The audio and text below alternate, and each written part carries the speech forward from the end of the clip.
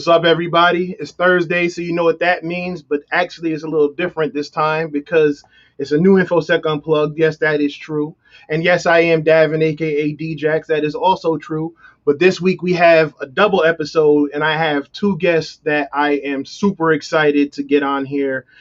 Big fans of them both.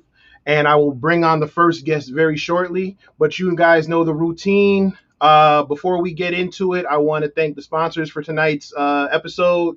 So first, we have WebRoot. WebRoot's an award-winning antivirus and security product that protects you from cyber attacks and dangers of the internet. Prices are affordable. Setup is easy. I use it all the time. So please go check them out. Also, the next sponsor would be Udemy. Udemy is an online trading platform with over 100,000 courses where you can learn anything. Get some cybersecurity courses. I know I'm being biased, but listen, we need the help. So get some courses. They're on sale. I believe there's a sale going on now. If not, give it a few minutes. There'll be another sale, and you can get some courses for super affordable prices. So squared that away. Oh, I'm sorry. I also have to give a special shout out to friend of the show, DFIR Diva. She created a website that is getyourstartcareers.com, where job seekers and employers can search and find an entry-level role or candidate that helps fit what they need. The most suitable match. In addition, the team behind the website work hard behind the scenes to ensure job descriptions and requirements are truly intended for people who are new into the field, so you don't have to worry about having an entry-level job that requires a master's degree and a CISSP. So please go check them out. Creating an account is simple and easy. Jobs are being added almost daily, and I believe there's a special right now for lifetime memberships for employers looking for candidates. So please go check out getyourstartcareers.com and just tell them that I sent you. For the Udemy and For Udemy and WebRoot, full disclosure, yes, I am an affiliate. So anything that you do, I will get a cut of it, and it does go back to supporting the show. Now, got all that out the way. My first guest tonight, you may know her from CNN or several of the other platforms that she's been on. She's been giving talks. I have a lot of questions for her. So please, without further ado, ladies and gentlemen, please welcome Rachel Tobac. Yay! We're finally doing this. I'm so excited. Right? So again, thank you for joining. Like I said, big fan. And you know, when you said that you were going to actually be able to come on the show, I did a happy dance. So I'm not going to do the happy dance. So. But thank you. I'm doing it for you. So please tell them, give them a brief introduction about who you are and I guess how you got started. Yeah. My name is Rachel Tobac. I got my start at DefCon, the world's largest hacker conference. So if you've ever been to DefCon before, you know that they put us in a glass booth in front of an audience of 500 people for the social engineering Capture the Flag. That's the first time that I ever hacked anybody. And I hacked a real life company target in 20 minutes over the phone. I ended up getting second place in that competition the first year, and then the second year, and then the third year as well. So very consistent, I guess, second place every time. But that was enough to boost me into the industry and get started. And I ended up actually starting my own company. So I'm sure we'll get into that today. Wait a minute. So you got your start. Let me make sure I get back on the screen here. I know. I need you back. So you got your start at DefCon. Yeah. That's a hell of a job interview. Right? Isn't that crazy? They're like, I wonder if you can do this. I guess just prove it in a time box fashion in front of an audience of 500 people in a sweaty glass booth. Wow. I don't think I'd be able to do that. Would. I complain about some of the practical interviews that they give now, but to do it at the place where the hackers go to hang out, that's got to be. I mean, what screw all that. I'm gonna have you right here. What was that like? Was there any pressure on you? Oh yeah. I mean, it's terrifying. It's terrifying, right? When you first start out, though, you have to keep in mind, like I didn't have a background in InfoSec or hacking, so I came in there with nothing to lose, right? So I think it's different, if somebody else goes in there and they feel like, oh, I have to prove myself. I was like, this sounds crazy. Let me just try this out. I have no idea how it's going to go. So I think for me, it just kind of alleviated a little bit of that social pressure. I also have a background in improv, so I'm used to being on stage, and I'm used to performing in front of an audience. And I did musical theater growing up, so for me, getting in front of an audience of 500 to 1,000 people is not it's not as scary as it might seem to maybe a person who's not as accustomed to that. And getting in a glass booth and performing hacking is actually very similar to performing improv. It's just that you're not trying to make anybody laugh. You actually have objectives. That's not the first time that I've heard and we're going to get into it shortly. But that's not the first time that I heard that doing improv actually helps with I guess, can we call it your specialty, social engineering? Yeah. I've heard that that it really helps doing things on the spot. Because I know when I usually do social engineering, I have a couple scripts or a couple people that I pretend to be, like, the angry IT guy or whatever. Mm-hmm. But yeah, I've heard the improv stuff works. So Yeah, okay, so you did the improv, so you have a background in improv, and also you trained a rat to recognize music. I did.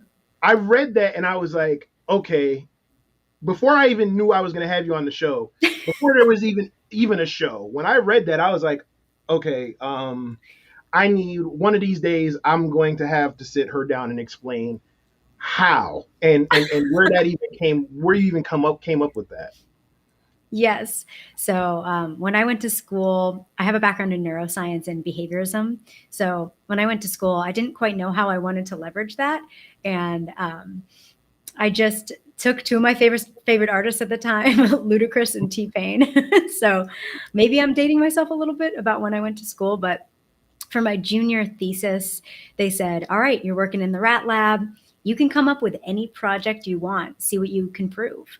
And me and my lab partner looked at each other and we were like, do you want to do it? And he was like, yeah. And we trained a rat to press a lever when T-Pain was playing, but not when Ludacris was playing.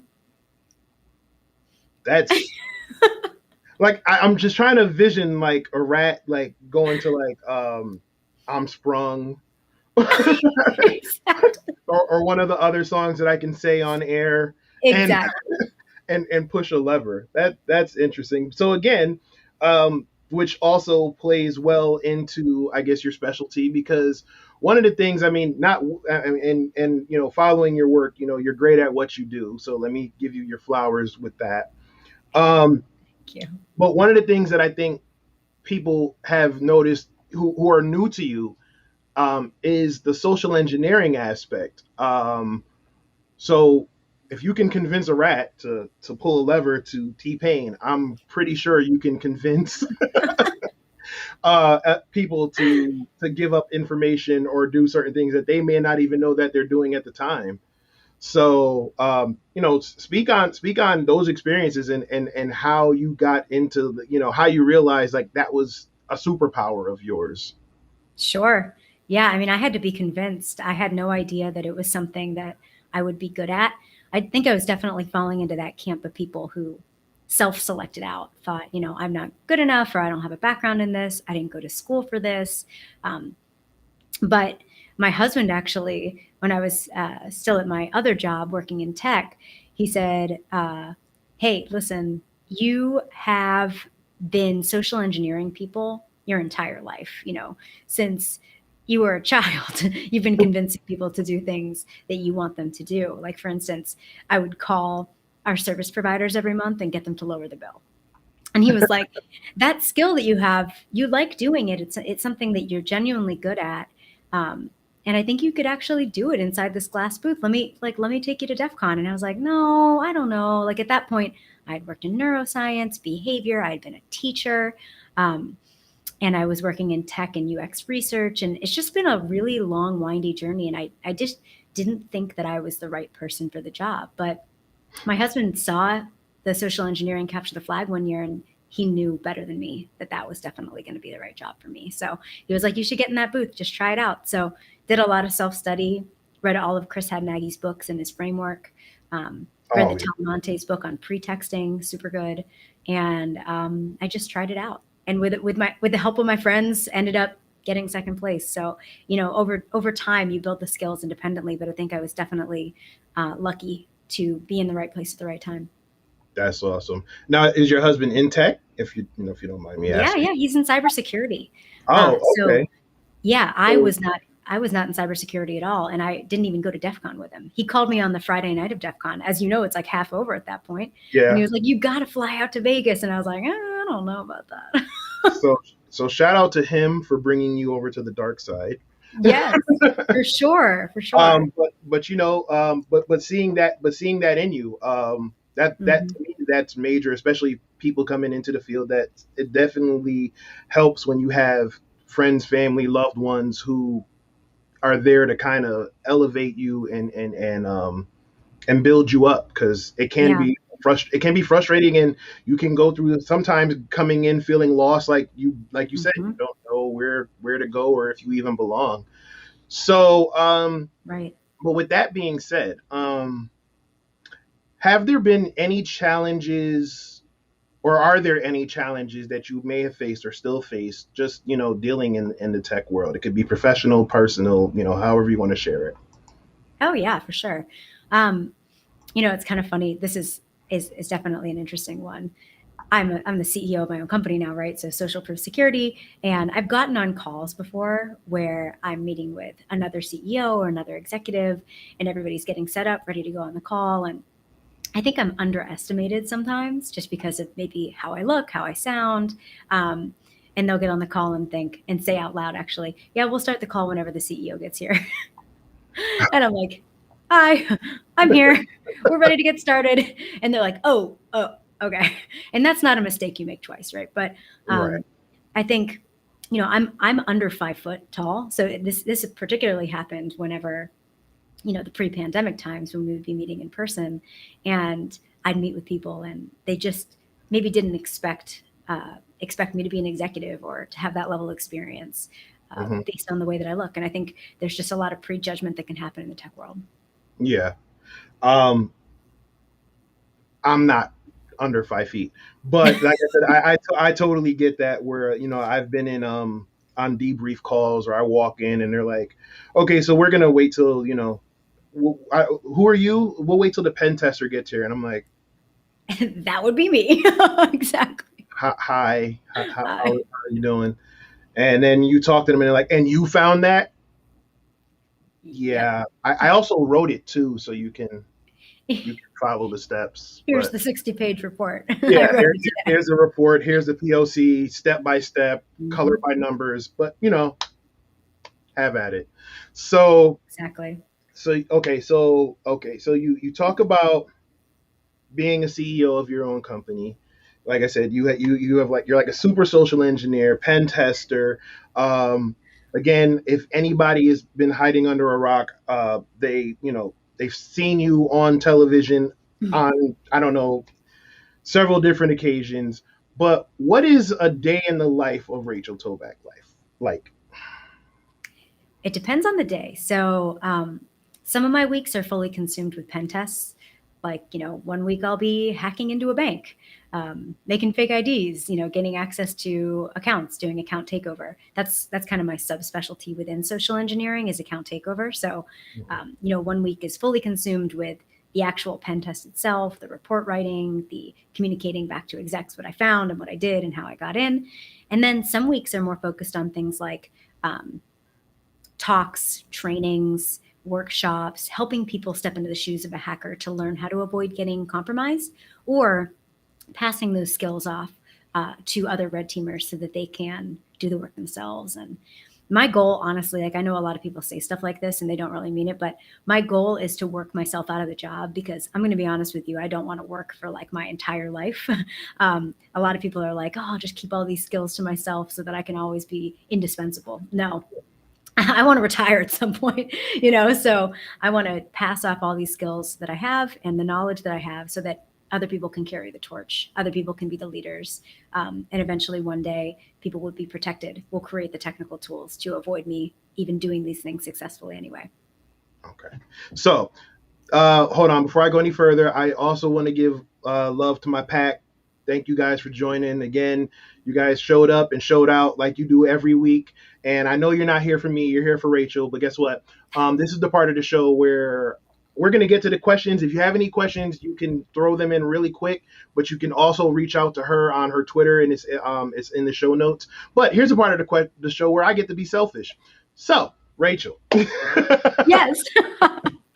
You talk about wanting to be able to pass your skills off and finding, splitting up your time to, do trainings and talks and stuff. Yeah. I don't know, like I said, I don't know if you've been following, but over the course like the last 6 months or so, I came to this epiphany that I want to transition in a similar role. I want to do something where not the executive type thing. I mean, if Lord willing, if that happens, then great. But as far as passing the knowledge off to others, whether it's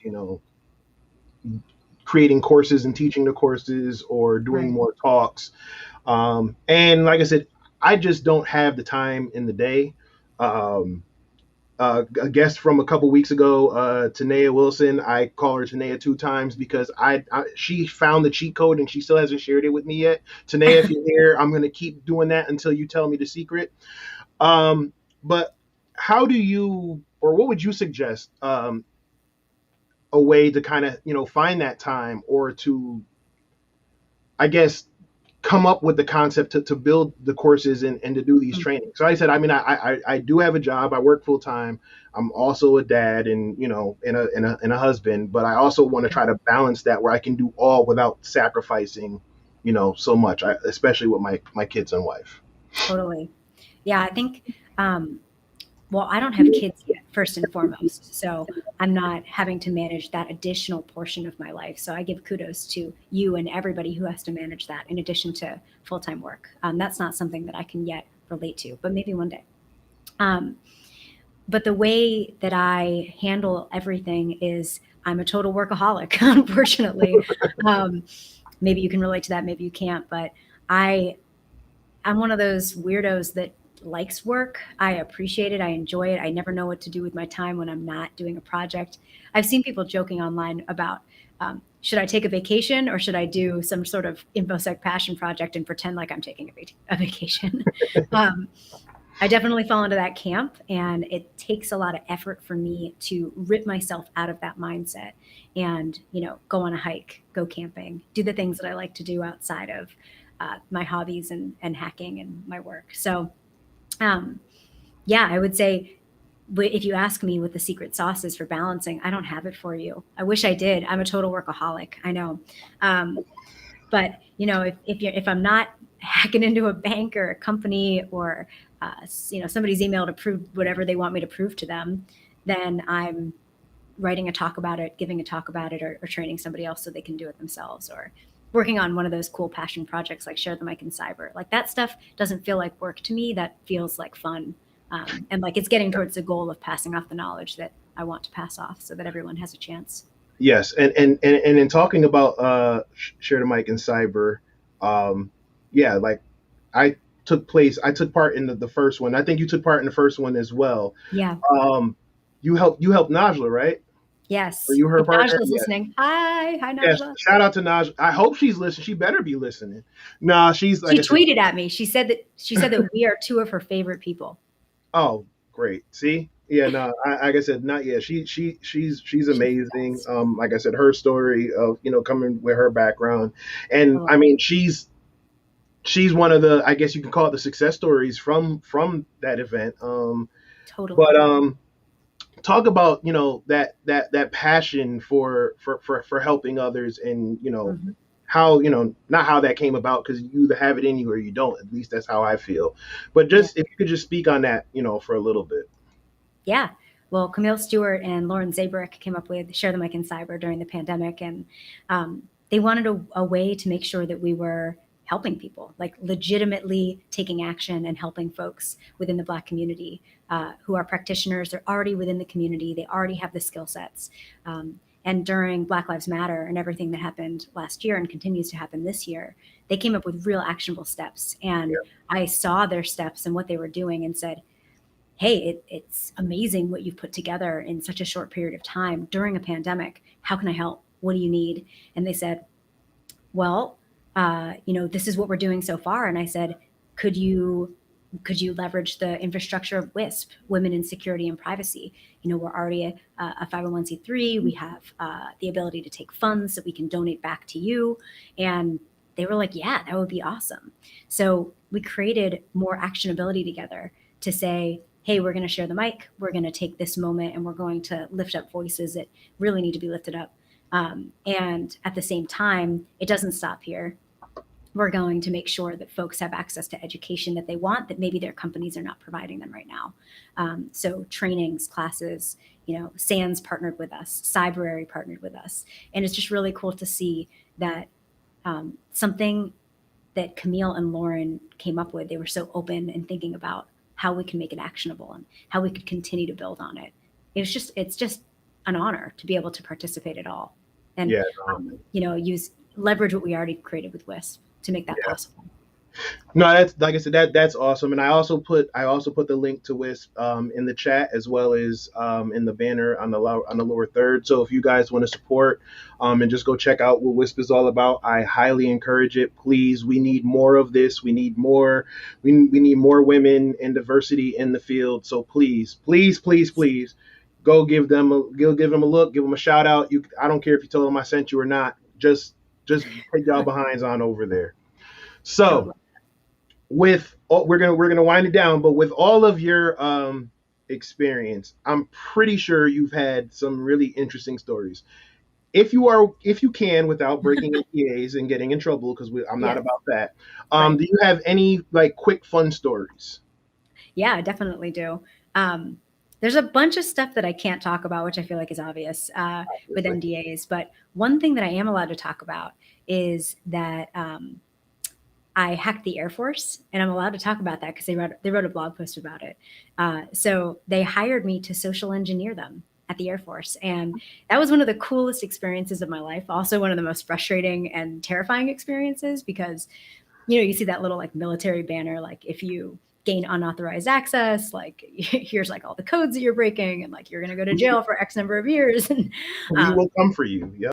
We will come for you. And I was just there's that cognitive dissonance of, oh my goodness, I'm doing something that just feels very viscerally illegal, even though of course I have consent and I have been requested to do this action. So had a lot of fun with that. Obviously can't talk about details, but some details that I can talk about, because there are no NDAs for the SECTF, the social engineering capture the flag.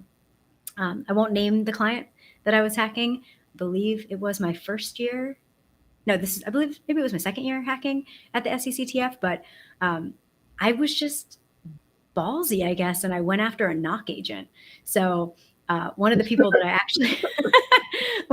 actually tricked was the knock agent for this company.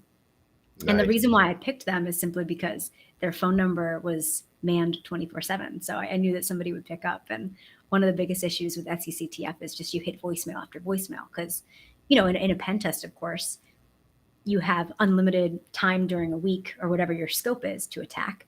But in the SECTF, you have 20 minutes. So you have to make sure that you get people to pick up the phone. Knock agents, if it's 24/7 and they think it's an emergency, they're going to pick up. And I said, hey, I'm giving a talk with so-and-so, a person that they knew from LinkedIn. I have this talk link. I need to make sure it works when I get there. And I ended up getting them to go to the malicious link within the knock. So nice. That was pretty cool. But nice. I think kind of crazy looking back. I'm kind of surprised that I did that, but that's hey. All right. So let's see, where are we gonna go? If anybody came to you right now and was like, Rachel, I want to get into tech. I need 3 pieces of advice. What would they be? The first piece of advice that I would give is to start before you're ready. I think a lot of times people will try and make you feel like you have to be a genius or you have to have every certification. You need to have every bit of knowledge to be able to jump in. Like you mentioned, you need a master's degree for an intro level position or something like that. Yeah. And I think there's a lot of gatekeeping. But if I've learned anything, it's that starting before you're ready is actually the right time. So I definitely recommend jumping first. And then you can always look back and say, that was a little wild. Can't believe that I hacked somebody for my first time in front of an audience, something like that. Number two, I would say this is less so about tech and more so specifically about InfoSec. InfoSec is a very, I feel, hands-on world. The hacking world is a very hands-on world. So a lot of times people might recommend books to you, but I think you have to try it yourself. So if you can find a way to get to watch somebody and emulate some of the things that they do. So for instance, people will say, Rachel, how can I get started vishing, hacking over the phone? And I would say, call up your service providers and pretend and be you, but don't authenticate as you properly. You're not doing anything illegal by calling your own insurance provider and just trying to get access to your account. And if they say, okay, we sent a code to your email address, be like, oh, I don't have access to that. See how far you can go as you without authenticating properly. And of course, if you're ever going to hack somebody for real that's not you, you have to get consent. But for you can give yourself consent to do that. So that'd be number two. And then number three, I would say make friends along the way and bring them with you. So as you experience success, as you experience, you're excelling at something, or there's a specific skill that you're good at, or you come into luck with resources, find a way to bring other people along with you for the ride. And that's the thing that's brought me the most joy throughout the hacking and InfoSec experiences. There's so many people that can be brought along for the ride, and then they bring other folks along for the ride. And now they're hiring your friends and you're hiring each other. And it's just amazing to see, the folks, there's a lot of diverse folks already within InfoSec. The pipeline is a myth. The pipeline issue is a myth. Like, we're all here already. Hire those people. Lower the barrier to entry. Do not say that people need 5 years of experience for an intro level job. Do not say they need XYZ certification for the first pass at something. Give them a chance. See what they can do. They will learn. Everybody has the power to do a lot of this stuff, and you don't have to be like a Rhodes Scholar or something like that to be able to excel in this field. And many of us are already. So hire us. No, that's awesome. I like that, especially that last one about bringing people for the ride. I love that. All right, so last question. I don't know if you're familiar with the show, but I ask this one question to every single guest. I'm ready. What is your why? My why? I think when it comes down to it, my why, like, why do I hack? Why do I do the things that I do? Why do I try and get this knowledge out there?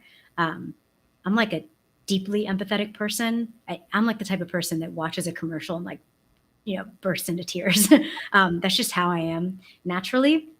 And I just want to protect as many people as I can from things that I know can be protected against. If I can help one person help their parents stay safe online, I feel like I've reached my goal for that talk. If I can help one person think through the resources they need to keep their children safe when using like Instagram or TikTok or something like that, that real tangible stuff that you can take home. That's everything to me. That's really important to me. And, when I'm giving a talk, when I'm thinking about who I'm helping, it's real people actually trying to stay safe. These are tangible things that we can support people in with hacking and information security. So my why is all the real people out there that we can truly protect. I love it. I love it. Well, Rachel, I know you have a lot to do. And again, I thank you. Like I said, big fan. We got to do this again sometime. We do. When everything's open back up, I will love to sit down and hear more about the rat and the T-Pain story. But I think I speak for everybody here in the pack. If I don't, I speak for myself. You are truly appreciated. Keep being awesome. And I love everything that you're doing. And thank you so much for being a guest. Thank you so much for having me on. This is so, so fun. I can't wait to talk to you again. Absolutely. Like I said, the invitation is there. Just let me know when, and we'll carve it out in the calendar. All right. Awesome. Thanks for having me. I'll talk to you about rats later. Bye. All right. Take care. Bye. All right, y'all. So that was Rachel Tobac. Like I said, she's super busy. If you have any questions for her, you can either let me know or you can check the show notes and reach out to her via her Twitter. You can also check her out on socialproofsecurity.com, and also make sure you go back and check out wisp.org. That's her group. So please go check them out as well. So do not go anywhere because I told you it was a double episode. So I do have my next guest waiting right here in the lobby. But before I go to that, I need to get to the commercial and pay some bills. So, you know the routine. Let's get to it. I'm going to give you a word from our sponsor. Again, HailBytes and their product, Security Sherpa. What's up, everybody? It's DJax here from Alpha Cybersecurity and InfoSec Unplugged, and I'm here today to talk to you about my friends over at HailBytes. HailBytes is a cybersecurity firm that provides on-demand security, infrastructure, and awareness training to companies and businesses of all sizes. Their mission is to turn your employees into cybersecurity warriors and to protect your organizations from the most common and most damaging cyber attacks. They achieve this in many ways. Some of them are their online security training courses, phishing simulations, and their newest product, Security Sherpa. Security Sherpa is an online training environment that trains your team to build secure applications by giving them first-hand experience of real-world vulnerabilities. Not only will you learn about what makes them vulnerable, you'll also learn how to exploit them and how attack vectors work in the real world. The training modules range from beginner to seasoned professional with modules like Capture the Flag, Open Floor, and even tournaments where teams can compete against one another. Security Sherpa can be used to assess, improve, and report on application security skills across your team without the need for long courses. Best of all, it's powered by AWS, so you can start your training for one or several team members within minutes. If you think Security Sherpa is right for your team, just click the link below in the description and you can try it free for 14 days. Just click the link and you'll get started right away. Again, this is DJax from Alpha Cybersecurity and InfoSec Unplugged telling you to go check out HailBytes and check out their new product, Security Sherpa. Take care.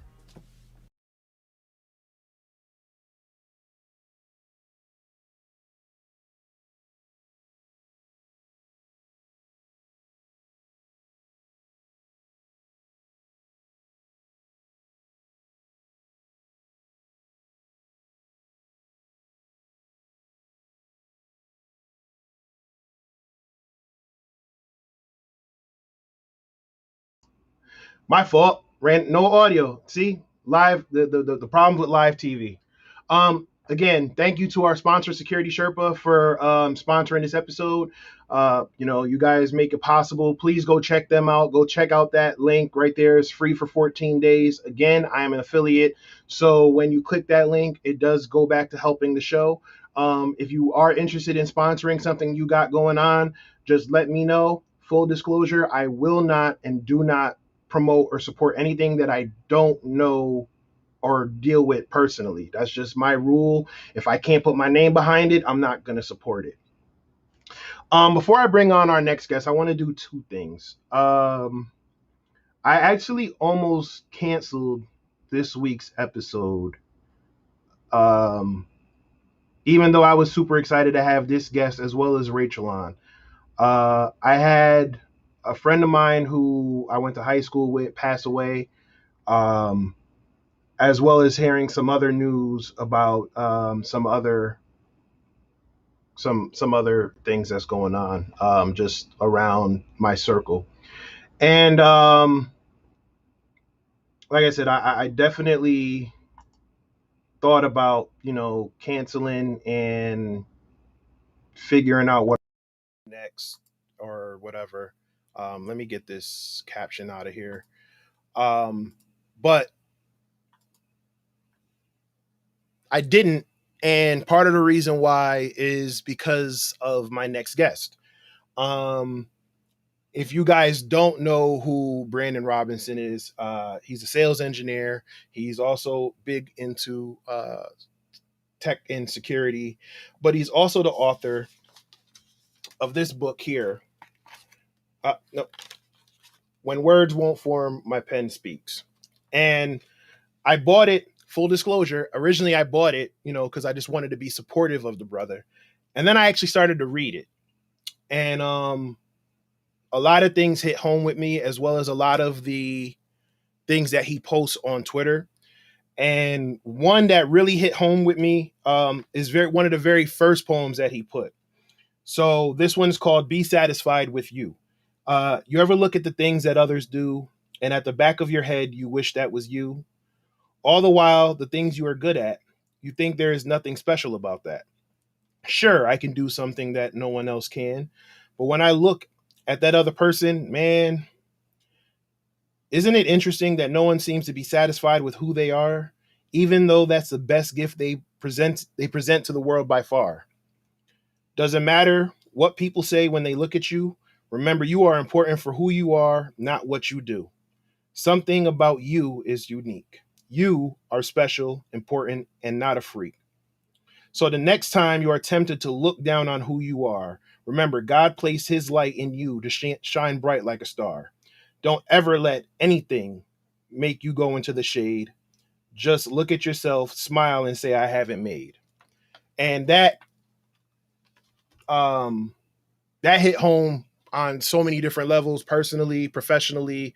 You hear me talk about it all the time with imposter syndrome and stuff like that. But it's poems like this that's kind of like, yeah, you know what? I do have it made. I am who I am, and I'm damn good at what I do. So I don't know why I'm speaking on this man's book, because I got this man right here in the lobby waiting to chop it up, and we want to have a couple conversations about some things. And I hope you guys are prepared to have some real conversation. We're going to talk tech, but if we also need to talk about some things that I feel we just need to speak about. So, ladies and gentlemen, everybody watching, please, please, please, please welcome Brandon Robinson. What's going on, man? What's up, man? Nothing much, man. Another one I've been waiting to get on and just kind of find the right time. And like I said, we made it happen. I think you froze up a little right there. Are you good? There we go. Ladies and gentlemen, everybody watching, we're working through the technical difficulties, so it's all good. There he goes. All right. Sorry, technical difficulties, internet, man. You know how it is. Let me close this curtain a little bit. I had to switch. I tried to do it with my MiFi. Didn't really work out, so I had to come on downstairs. So I need repeaters, and I need some repeaters in the house because the signal doesn't carry well. So yeah, my apologies. No problem. Like I said, when I told everybody I was going to do a double episode this week, they were like, man, that's crazy. That's a lot of prep work. Cause I do make sure I do my research and do not my OSINT to a certain extent on my guests.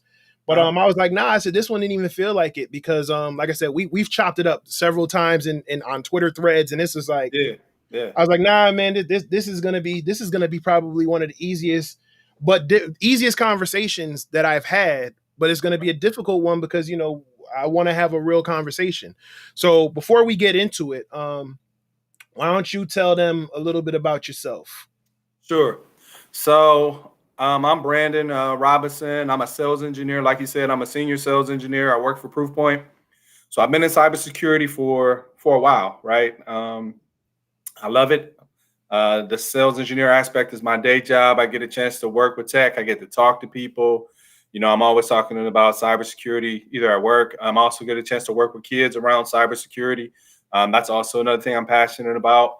And one of the things that he mentioned that I'm really excited about is my book, When Words Won't Form, My Pen Speaks, using the power of the pen to tear down emotional walls. Like, that's a mouthful.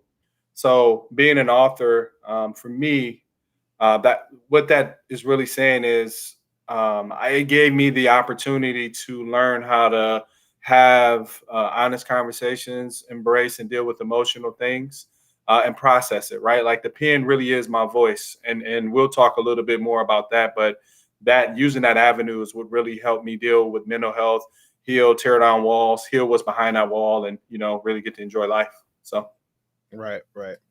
And like I said, that's dope. And I think when we first came about, I think it was actually probably JB or Ty, one of them. I think there was a I think conversation. it was. Yeah. You talking about Jay Bizzle? Yeah.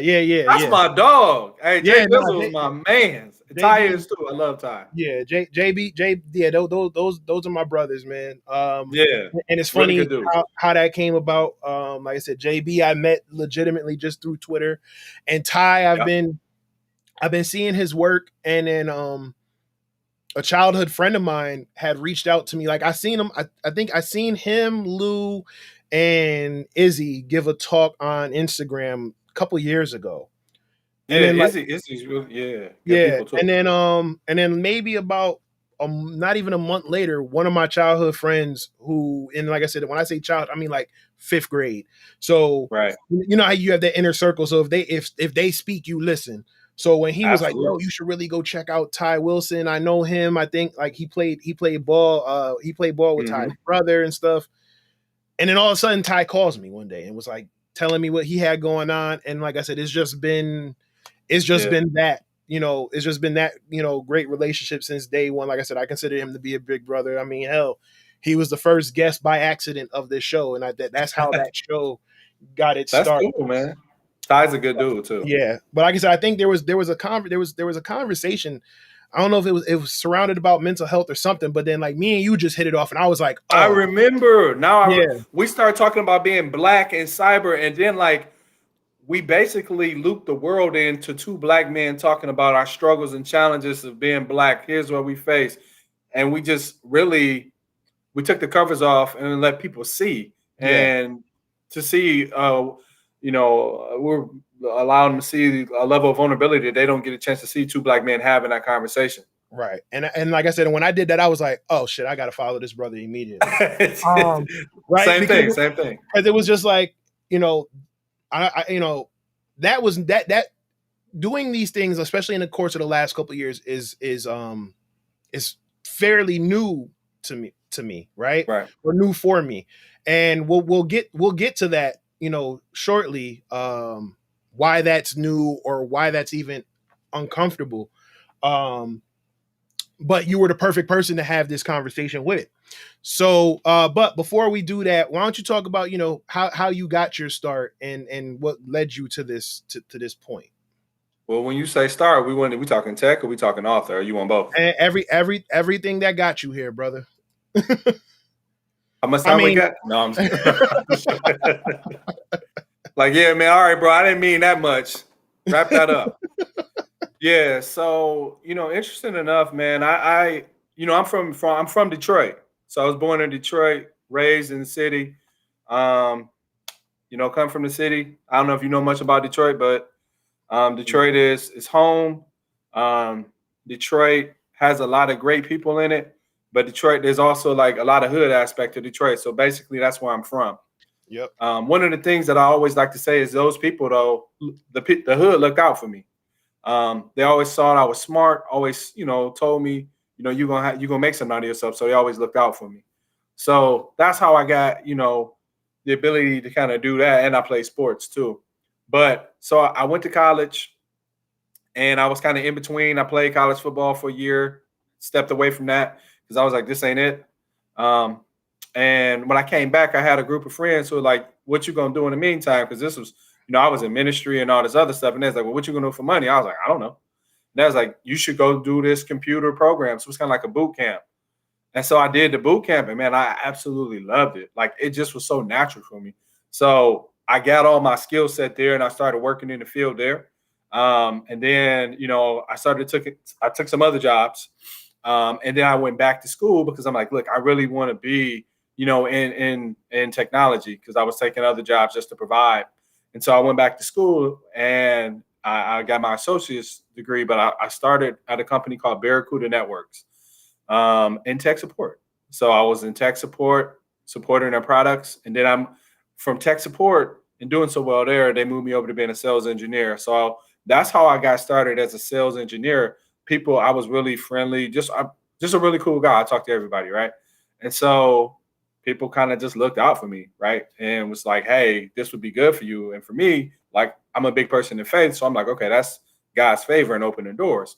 So I just walked through them, right? And when you said something about imposter syndrome, when I was walking through that door, I felt so unqualified to walk through that door. Like when they offered the opportunity, I was like, no, but I took it anyway. And so I got that opportunity and I did really well there. And then I moved on to Tenable, and from Tenable, I moved on to Proofpoint. So that's the tech side. Now, the writing side, I started writing in like 2013, and it was really for me. It was like a therapeutic experience. It was an easy way for me to express myself because I didn't really know how to put into words a lot of things that I was feeling inside. But when when I had a pen and paper, I could really get it out. And so that's how I started writing. And then I started to share those writings with other people. And they were like, oh, this is pretty good. And I'm like, well, y'all just gassing me up because y'all my friends. But as I started to really share more, I saw the impact that they had on people. And then I realized that, oh, I actually have a gift for this, right? Because then I started writing for other people. And I love sharing it. I just loved helping people. And so that's kind of like how writing started for me. Dope. And like I said, and not only do you have the book, like I said, you put up, you put up little quotables and stuff like on Twitter. And the one that you put up the other day about how about trauma, like you've been talking a lot about trauma, and Yeah. and it goes back to what I was saying before about not being comfortable having those type of conversations. So but before we get into that, let me not jump the gun. So Okay. you said, being an author kind of helped you get your feelings out in written form. What is that process like? Like just you're dealing with something or whatever, you want to get something out, you write it. Just go through the process of beginning to end, when you start to write to when you finish the writing, and your mental during that process. Yeah. So it all depends on what it is I'm dealing with. Like if it's something personal versus, so I have times where it's for me, and then I have times where I'm writing because I think this is a subject that'll help somebody.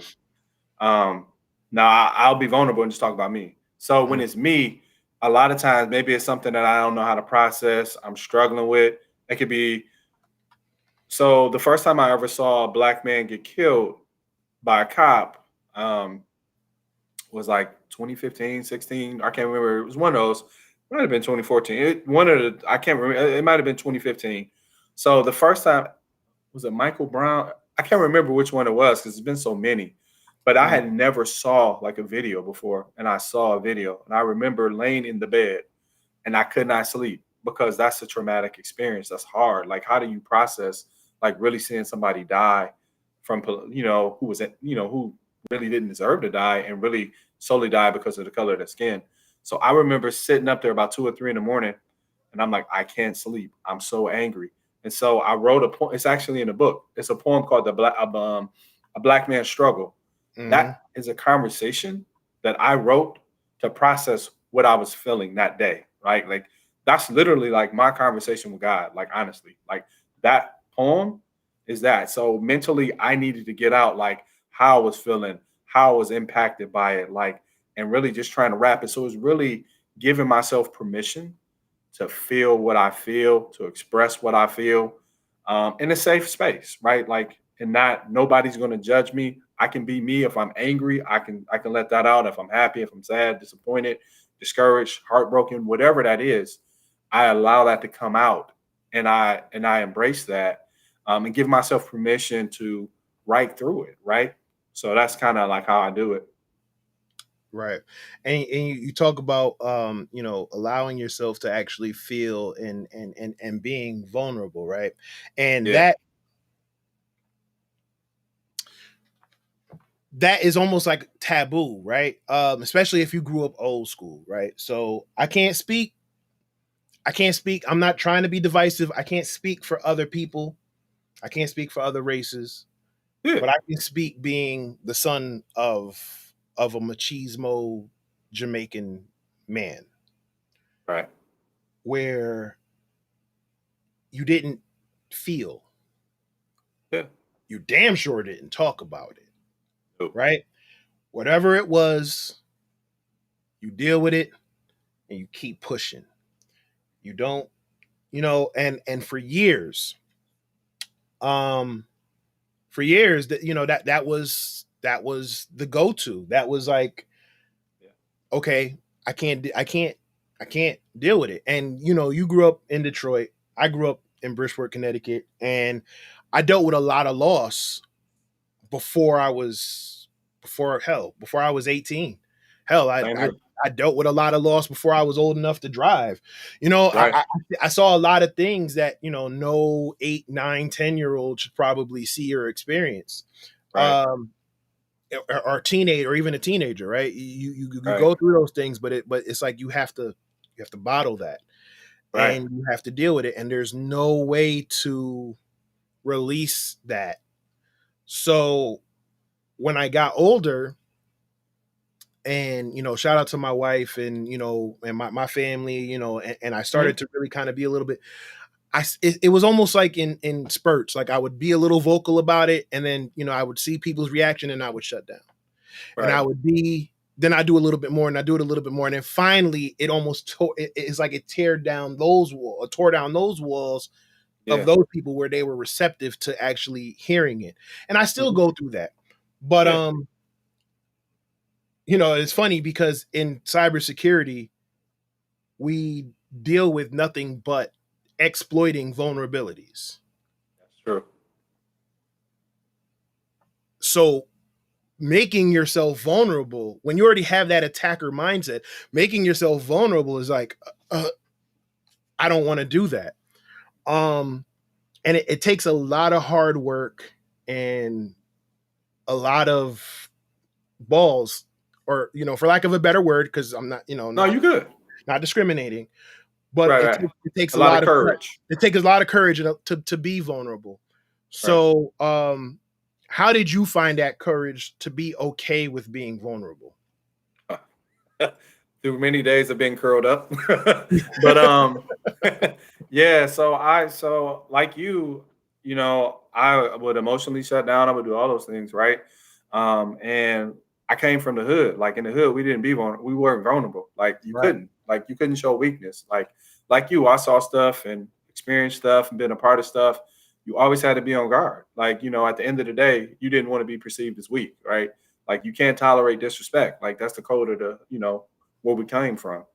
Um, but I actually had a really what started the process honestly is like I realized that I had a problem trusting people.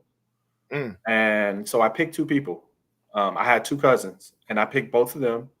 They are were like sisters to me. And I said, what I'm gonna do is I'm gonna tell them everything. And it was very uncomfortable. It was very hard, but I told them how I felt, what I was going through, all that. I always, and to this day, one of them I still have that kind of a very close relationship with, like where I would tell her, like I am like I don't hold anything back, right, and Mhm. she doesn't with me, so we're like brother and sister. That started the process, um, but I also had to like grow and gradually like be more honest with myself and allow myself to see things and that was really hard at times to allow myself to see like some of the things inside of me, whether it was pain, unhealed trauma, like not knowing how to confusion, whatever it was, like I had to let me see it. Right. Right. And it was difficult. Like it came through, it didn't come overnight. It came through creating, like I said, writing for me was a safe space. Writing was a very safe space. And then I started to have friends who were safe spaces. And I started to grow and tell people what I needed. And they were very receptive. Like the people who were close to me were very receptive. So that's what really helped me. And I started to grow and grow. And I started to really have like these conversations with people, and I started to notice that I would be more open. And that's what helped me be more vulnerable. It was painful, and it was taking risk because it's a risk to expose yourself, right? Now, I have a whole theory on why we struggle with that if you want to hear it. Oh, please do, because like I said, I have a theory about it as well, and we might be on the same page because I think we sound like we came up similar in similar situations. Yeah. Go for it. So the reason why Black people struggle with vulnerability so much is, think about this. Um, we were enslaved as a people. So we were Mm, enslaved, taken away from our native land. And in that enslavement process, anytime that a Black person, you got to imagine, so you were the African, like you lost your family, you lost all of those things. They were being moved, but you couldn't show or display anything, because if you displayed anything, you were killed, you were mm, beaten. So okay. now imagine compacting that for 200 to 300 years. So now this is where the internal fortitude is developed for Black people, because we can no longer express anger, disappointment at the things that are happening to us, or it cost our life. So what we learn is to internalize. We learn that I can't actually express this. So now we have generational trauma, but we teach those lessons down: be strong, internalize, because it's not safe. So we don't have a safe space. So, okay, you go from slavery to the Jim Crow era. You still have Black people, you have Black men that can't look in white men's face, white women's face, right? You can't defend your family truthfully, or it costs you your life. All right. So now you got that slavery to that. Fast forward to the civil rights movement, to systemic oppression. You can go from police brutality or just corporate America, where you still can't express yourself or truly defend yourself, or it costs you your livelihood. So if people wonder why Black people struggle to embrace vulnerability, it's because vulnerability often is meant death to us if we truly embrace it. Right. See, that was a lot. So we weren't on the same. That was a lot. That you took it a few levels deeper. But I was, like I said, I guess it still plays into the same thing, right? And again, and I talk to people, from all over, from different backgrounds, and Yeah. you hear the stories, and it's just like, um, upbringing, right? Yeah. Yeah. Um, call it toxic masculinity, right, or whatever it is you want to call it. Hmm. Like, like I said before, and like you mentioned, you grow up from a certain part of town where you're not hell, you don't speak on certain things, right? Right. Because there's consequences, right? Absolutely. But what's the biggest way to talk about your feelings? Is, I said it in the sentence, right? Yeah. So you see someone you see someone get shot or whatever, right? You don't speak on it. And not only do you not speak on it to certain people, you don't Right. speak on it, period, because if they speak on it, it still comes back to you and you still suffer those same consequences. So you're not allowed to ever talk about it, and you have to keep that in you and Yeah. deal with that, right? Yeah. Um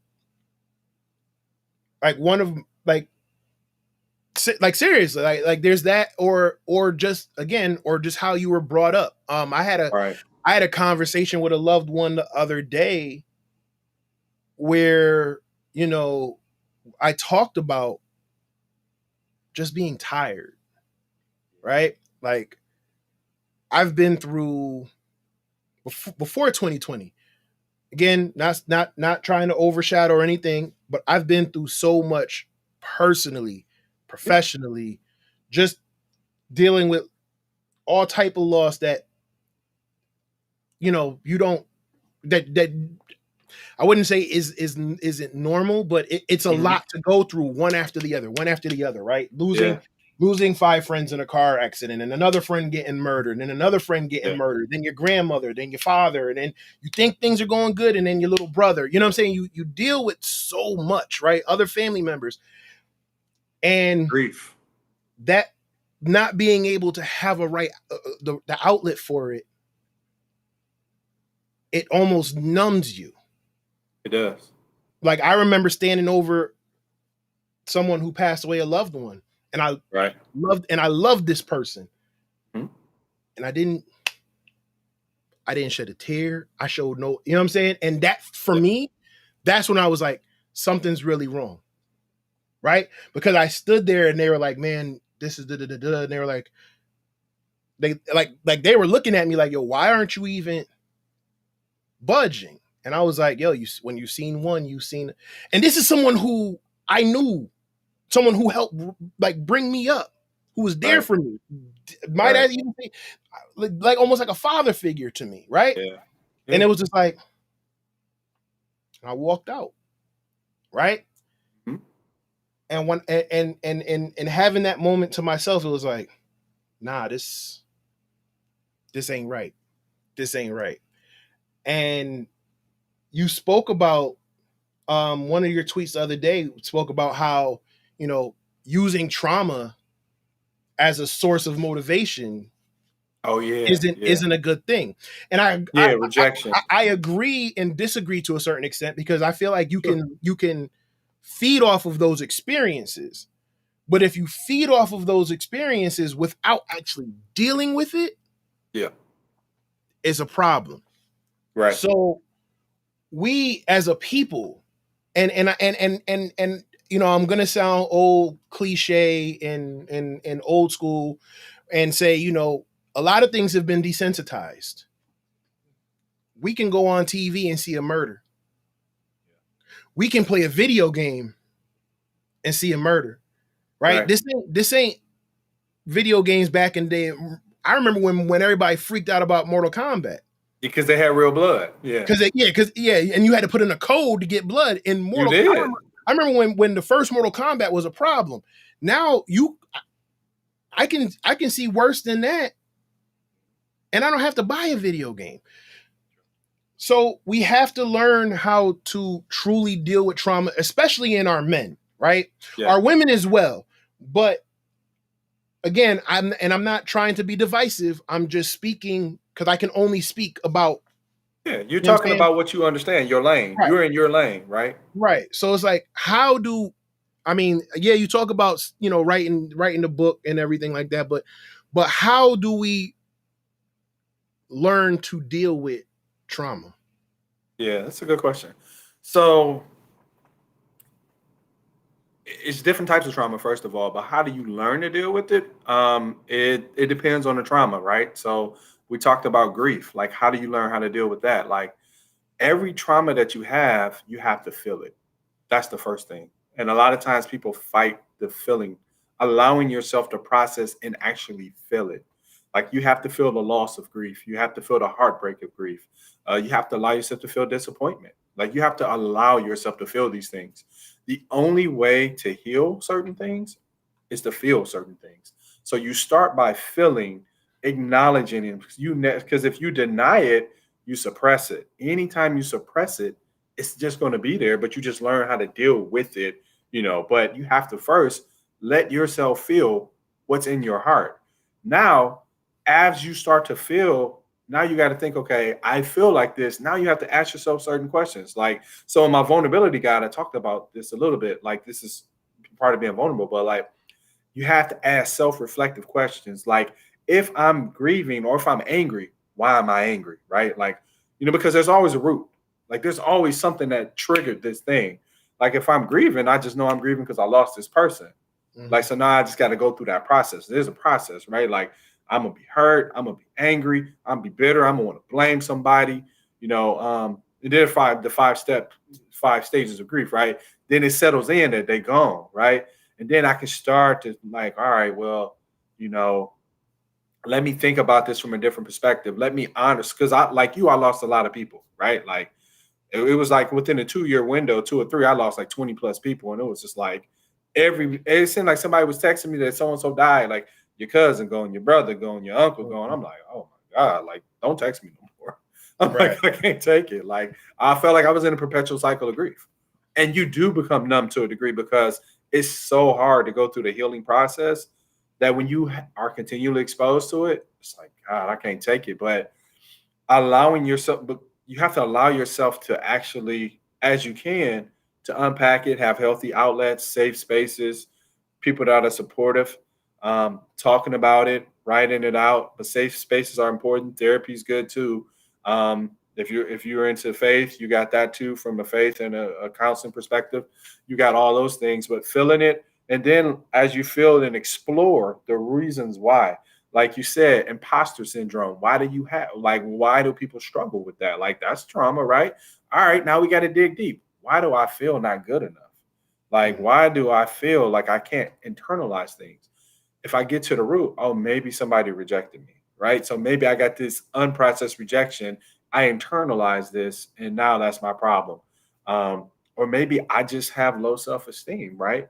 But then why do I have low self esteem, right? Where did that come from? Did it come from like parents that didn't affirm me? Did it come from, not getting what I needed as a kid? And then once you find like the actual cause, like kind of like no different than men in tech. Like when you're troubleshooting, like that's exactly what this is. We're troubleshooting our soul, right? Like, so I'm troubleshooting, I'm searching through, then I find the problem. Now I can start working on the resolution. Like, what's the resolution? Okay, if I didn't get it from them, I can't go back and get it from them. Now I have to find other means. Like, I got to love myself, right? I got to realize who I am independent of this. I got to no longer internalize other people's opinions and also not taking their treatment of me. I have to realize that was really a reflection of them and not of me. Understanding these things actually takes a lot of that, because sometimes we really don't have these problems. We just embrace and internalize other people's interactions towards us. And we spend so much time trying to fix stuff that really isn't our issue. It's just stuff that we receive from others.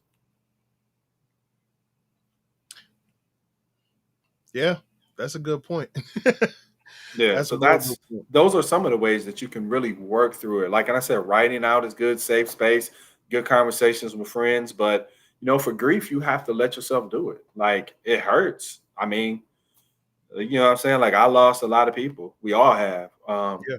So I think grief is such a common thing because it's something we all, regardless of race, gender, class, we're all going to experience loss. Yep. Right. But we also grieve friendships ending, leaving jobs.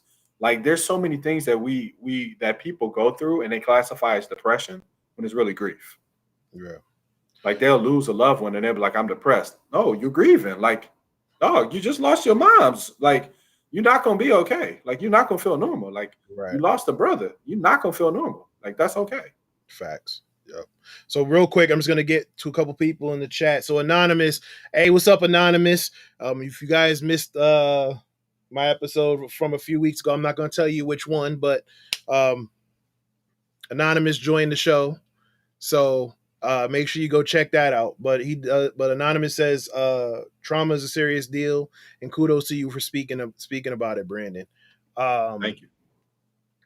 And Person Centered Cyber, Cheryl Abram, another friend of the show, says shout out to vulnerability. Professor Black Ops, another friend of the show, says facts on vulnerability. Ty, another friend of the show, says talk about the Jim Crow laws, black codes, and other traumas. Person Centered Cyber says Dr. Joy calls that post-traumatic slave syndrome. Yes. And like I said, it's a real thing. It's definitely a real thing. And like I said, I knew it was going to be an uncomfortable conversation. So to the people in the chat, to my pack, I thank you guys for staying here. I know this isn't your normal tech conversation, but it's a conversation that I feel definitely needs to be had, especially with, for mental health awareness and everything like that.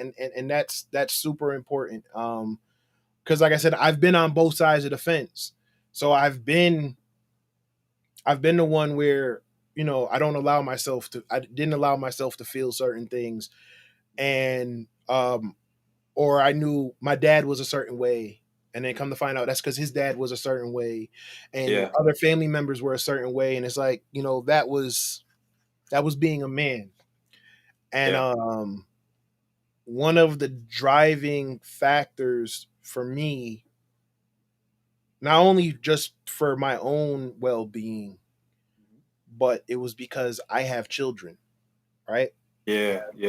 I have a daughter and I have a son, and they're getting to that age where they're starting to smell themselves a little bit. And, but I also want them to be okay with telling how they feel, right? For equal but separate reasons. Right. My daughter's getting to that age where, and I think you also talk about it in the book, where self-image Yeah. might start to affect certain things. You know, you go on social media and this is the way to look or the way to act. And I never want my daughter to feel like she can't come to me or her mom and be able to, you know, navigate through these things. Yeah. And it's uncomfortable, I'm not gonna lie. And if she's watching, baby, I love you to death. You know, I even told her, you know, hey, if you want to come talk to me about, you know, boys or whatever, like I can't be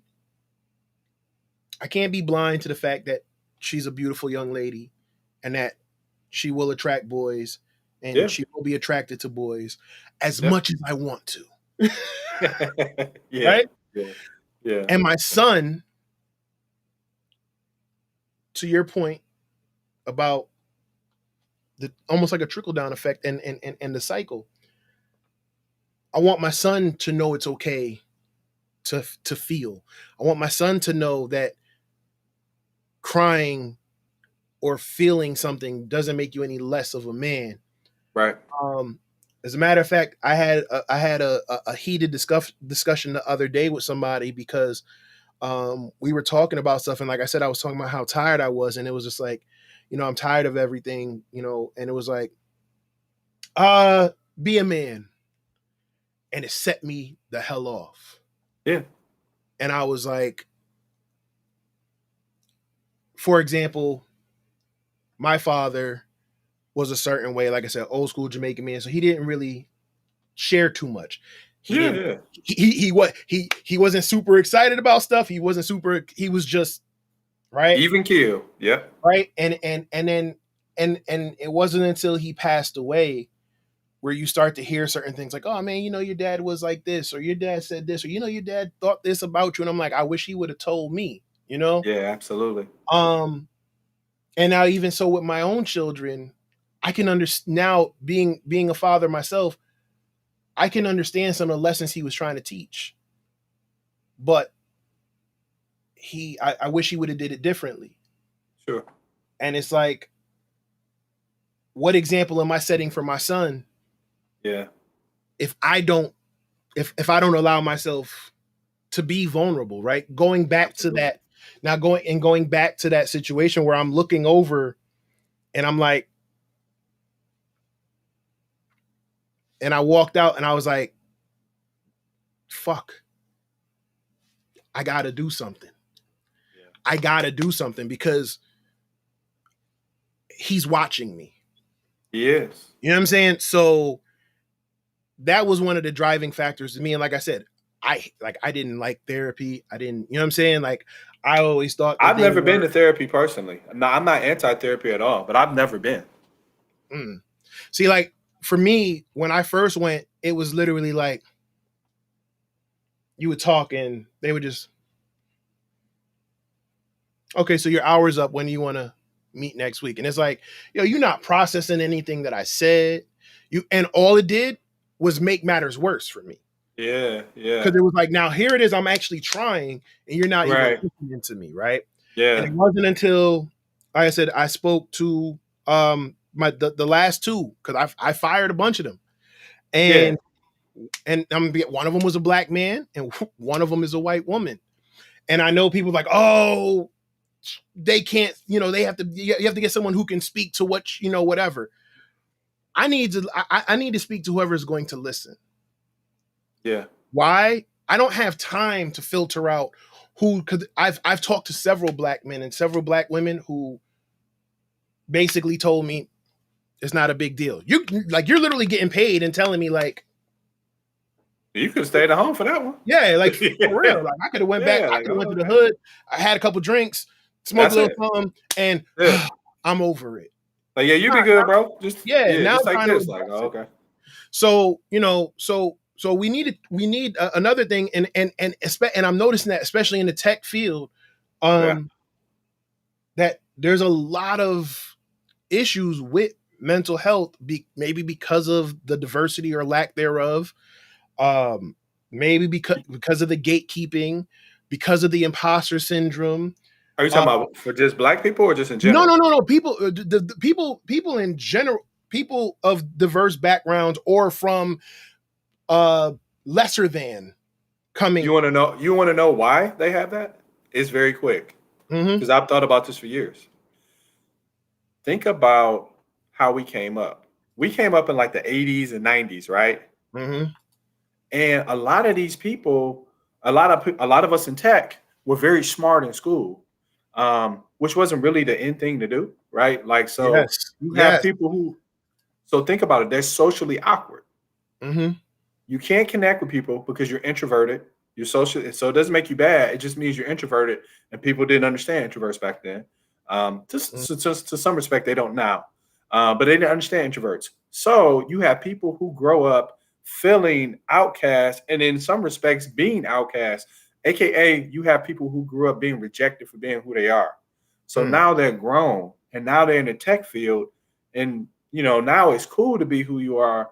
You ain't processed that hurt and rejection from all your childhood years. Going back to trauma, let's add on a layer to that. How about those who were smart, Yeah, but were told they weren't, or were told that they weren't good enough, or were told that this isn't for them, right? that was So me. now that was me too, right? So Yeah. now back to that thing you tweeted. This is why I said it hit me on so many different levels, because on one hand, I have that Michael Jordan, I took it personally, drop 50, Yeah. 60 on your head, dunk on you, and keep it pushing, and that Kobe Mamba mentality. Yeah. But again, that was something that I didn't deal with. And I didn't deal with it until I started doing all of this, because now I start talking to other people, and I start talking through certain things, and it's like, oh, I never thought about it. Like one of the conversations I had with Marcus J. Carey, and it was like he gave me a whole different way of looking at certain things, and I was like, okay, I didn't think of that. But like I said, but when you talked about using that as a source of motivation, it is. But I never, like I said, for years, I never really dealt with it. This is why, and the funny thing is, this is why there's one wolf in the logo, because for years that was me. I was a lone wolf. I tried to reach when I allowed myself to be vulnerable and reach out for help, I got rejected. So it was like, all right, cool. I'm gonna do it on my own. Now he's there, but he's calling out to the pack, because a wolf is only as strong as his pack. Absolutely. Yeah. You see what I'm saying? So there's so many meanings. There's so many thoughts that we can process with it, but we need to get to a place where it's okay to speak about the importance of mental health, right?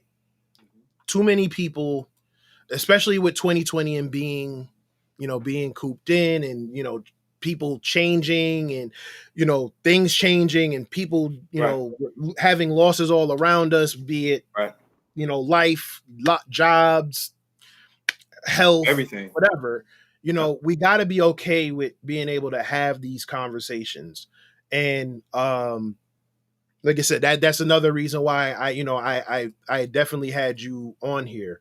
So so now in having those conversations, like I said, and you put a lot of that into your book. I'm gonna put that in the lower third right here. So words won't form, my pen speaks. So, forgive me, I'm limited to the characters of no. what I can put there. Yeah, words won't form is fine. That's fine. Words won't form. They get it. But I definitely think this is why I feel like that book, regardless of your background, and yes, there's a lot that speaks to black people, or black men, or black women, but I think the book in itself is an important read, just because it shows that it's okay. That's it. It shows that it's okay to put these feelings out, right? I think back to a conversation I had a couple weeks ago with Cody Winkler, and when I got to asking him about his why, and he talked about how he probably saw he didn't see certain things going a certain way if it wasn't for tech. And that touched me. You know what I'm saying? Because it was like, again, this man don't know. Like I've had a few interactions. Like I was one of the first. He was one of the first people who reached out to me when I said I wanted to, get myself out there. And like I said, we formed a bond since then. But his words really stuck with me because it was like, no matter what, you have some people, I'm not gonna lie, you have some people who are bigoted in their own and stuck in them. I'm not talking about them, fuck them. Right. But he's a perfect example of, like, he was talking and I saw me. He was like fuck the color of your skin. Like, he was speaking and I'm like, yeah, I can, but it's okay. like, you know what I'm saying? And it was like, it's important that, again, it's important that we share that, and that we're okay sharing that and feeling okay sharing that, because sometimes when you watch certain things like that, it gets awkward. Yeah. Right. We're having this conversation right now. I'm pretty sure people in the chat have probably logged off or whatever. Why? Because it's awkward, but it's still a conversation that needs to be had. Yeah, So actually, I think people are okay. Like, I mean, you actually getting some good traction in the chat more than I think your listeners are really feeling it. Like, if you go back and look at it, and the difference is because honestly, we're real people. We all deal with stuff. Like, ethnicity aside, like, we all deal with stuff. Like, we all go through hard things. We all lose people. We all deal with challenges. And like you said, it's okay. Like, that is really what I wanted people to feel like. I wanted them to know it's okay. Like, and I knew in order for that to resonate, I had to put myself out there. Like, it doesn't work if I'm not doing it. And that's the truth. Like, if I'm not vulnerable, if I'm not willing to expose myself, it doesn't work. And I think that people, the more they see other people be vulnerable, it gives them permission themselves to be vulnerable, right? Like, it's the line in Aquila to be, right? Like, when you allow your light to shine, the poem. Remember when she read the poem in his house? You're like, when you unconsciously shine, you give other people the permission to shine in their light too. Like, so by being vulnerable, now other people start to be a little bit more vulnerable too, right? Because we gave them permission to. like I say it all the time, be the change you want to see. Yeah. Be the change you want to see. So, I don't know how you are on time. But, I'm good, bro. It's on you. Okay, cool. So, another thing that I feel like I said, and I guess I touched on it with talking about my son and stuff like that, is, and it's probably going to be repetitive at this point, but again, I have to find different ways to say it. Is, yeah, we have to break that cycle, right? We have to. And here's how you break the cycle from like a male perspective, right? So so we talk about what we need to do. Then it's like, how do we do it? How we break cycles, like, as parents, by healing ourselves, then by expressing affection, telling your kids that you love them as a man. Yes. Like you said, allowing them to see you weak, allowing them to see you maybe confused and don't know, because that's giving them permission. Also, listening to them. Like, when's the last time, and I don't have kids, God bless, I wish I did. I lost 2 kids, so I don't have kids. And that in itself is challenging. Thank you, man. But when's the last time people go to their kids and ask them, like, how am I doing? Like, don't we go to our customers and ask our customers how we're doing? But they don't go to their kids and ask, like, how am I doing as a parent, and give them the free reign to be honest. It's funny that you said that, because I think back to when my mother and my father split up. Yeah. Right. And my mother came to me one day and said, "How do you feel about this?"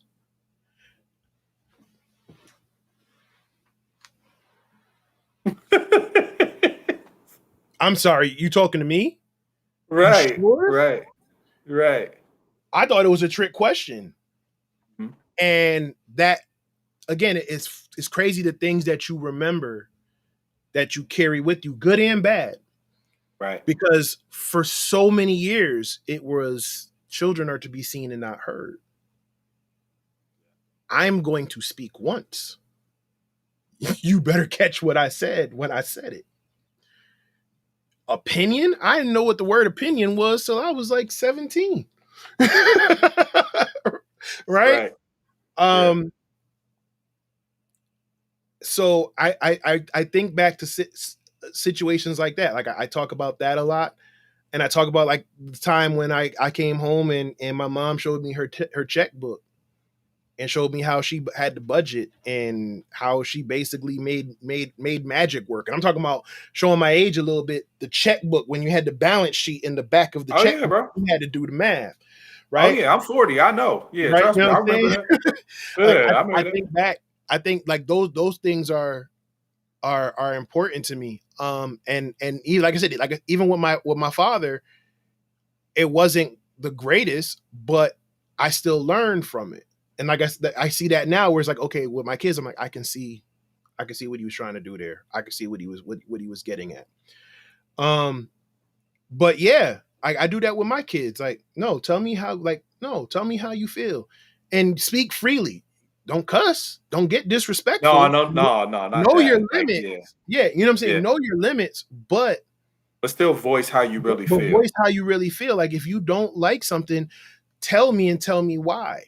Now, my thing is, you can speak about how you feel emotionally, right? But if we're having a discussion, because yes, I have discussions with my children. Obviously, it doesn't get heated. I don't, it doesn't get out Yeah. of bounds. But you also need to back that emotion up with, with logical thoughts and facts. You know what I'm saying? Like depending on what we're talking about. Why? Because and I know when I say that to people, sometimes they're like, "Oh, kids should be allowed to feel how they feel." Yes, they absolutely. And there's a time for that. But other conversations is like, okay, so you feel this way. We've established how you feel, that you felt this way. What do you think we could do to move forward? What do you think we can do to address it? Right? Okay, you feel like this is an issue. We don't have to come up with a solid proof plan right now, but do you have any thoughts on what we could do moving forward, or what you could do moving forward? And I do that because I don't want it to just be, because some people can get quote unquote stuck in their feelings, right? Where, like you said, yeah, you're allowing yourself to feel, but if you're not, that's the first step. The next step is to figure out how to work through it. And Yeah. and I let them try to figure that out. I don't, I help them where I can, but I Right. let them come up with those thoughts. Because these are things that I didn't learn until I was damn near an adult, or hell, well into my adult years. I think I was a father by the time I really started to address it. So that's another thing that we have to be okay with, especially, and again, not trying to be divisive, but especially in households of people of color, where you have to let your kids have a voice. Bro, just be honest. Say what you look. I'm from the D, man. Hey, look, Yeah, black people in black homes and black people, we was raised be seen on, be seen and not, heard. Like we weren't taught that you have a voice, right? But that's really the issue. And so we're learning, like we're unlearning things. Like our parents did the best they knew how. Like that was the best they knew how. That was the best their parents knew how. But yes, each yes, generation, we should get a little better. So it's yes, understanding that, what, my parents did the best they knew how. And that's okay. And that helps you have compassion, because then when you're a parent, you realize this is the best I know how. I don't have all the answers. I hope I'm mhm, doing the right thing. And that was the same position our parents were in. They was trying to yeah, navigate their own life, and all the things they were facing, and try to do their best. yep, So some of that helps you have compassion to know that, okay, even though I'm healing from some of what my parents didn't do, it was that was the best they knew how. Like, so it gives you that grace and compassion to forgive them, because that's also Yes. part of the journey. Like, you Yes. forgive for yourself and you forgive so you can heal. So Yes. forgiving people is for yourself, because now you release that blockage. Now you can kind of grow and go forward too. Yep. That's for you. That's not for the person. It's for you. No, that's real talk. Because like I said, when I remember Help, I said that at my father's funeral, where it was Yeah. where I said it like, yo, there was a lot of good and there was a lot of bad, but I learned from it all. And Right. then years later, when I had kids, like I said, especially with my son, I literally looked up and was like, I get it. And to me, that was a release, right? Right. Because, Right. and I'm gonna say something that's probably gonna piss some people off when they hear this. Some of that, I feel, at least for me, was necessary, right? Sometimes that tough love is necessary. I'm not talking physical. I'm not No, talking I get abuse. what you're saying. But sometimes hard lessons need to be taught. Sure. And again, it all depends on how you deliver it. Yeah. Was he the greatest at delivering? Probably not. But then when I became a father and I saw certain scenarios, I'm like, I get it. I get it. Now that I get it, I also need to remember that little boy when that man said that and how that little boy was left feeling. Because that little boy grew up to be this grown ass man that still has that little boy in him that did not resolve that issue. Right. And now I'm looking at this little boy. Yeah. So how can I relay this message that this man was trying to relay to this little boy without making this little boy feel like that little boy?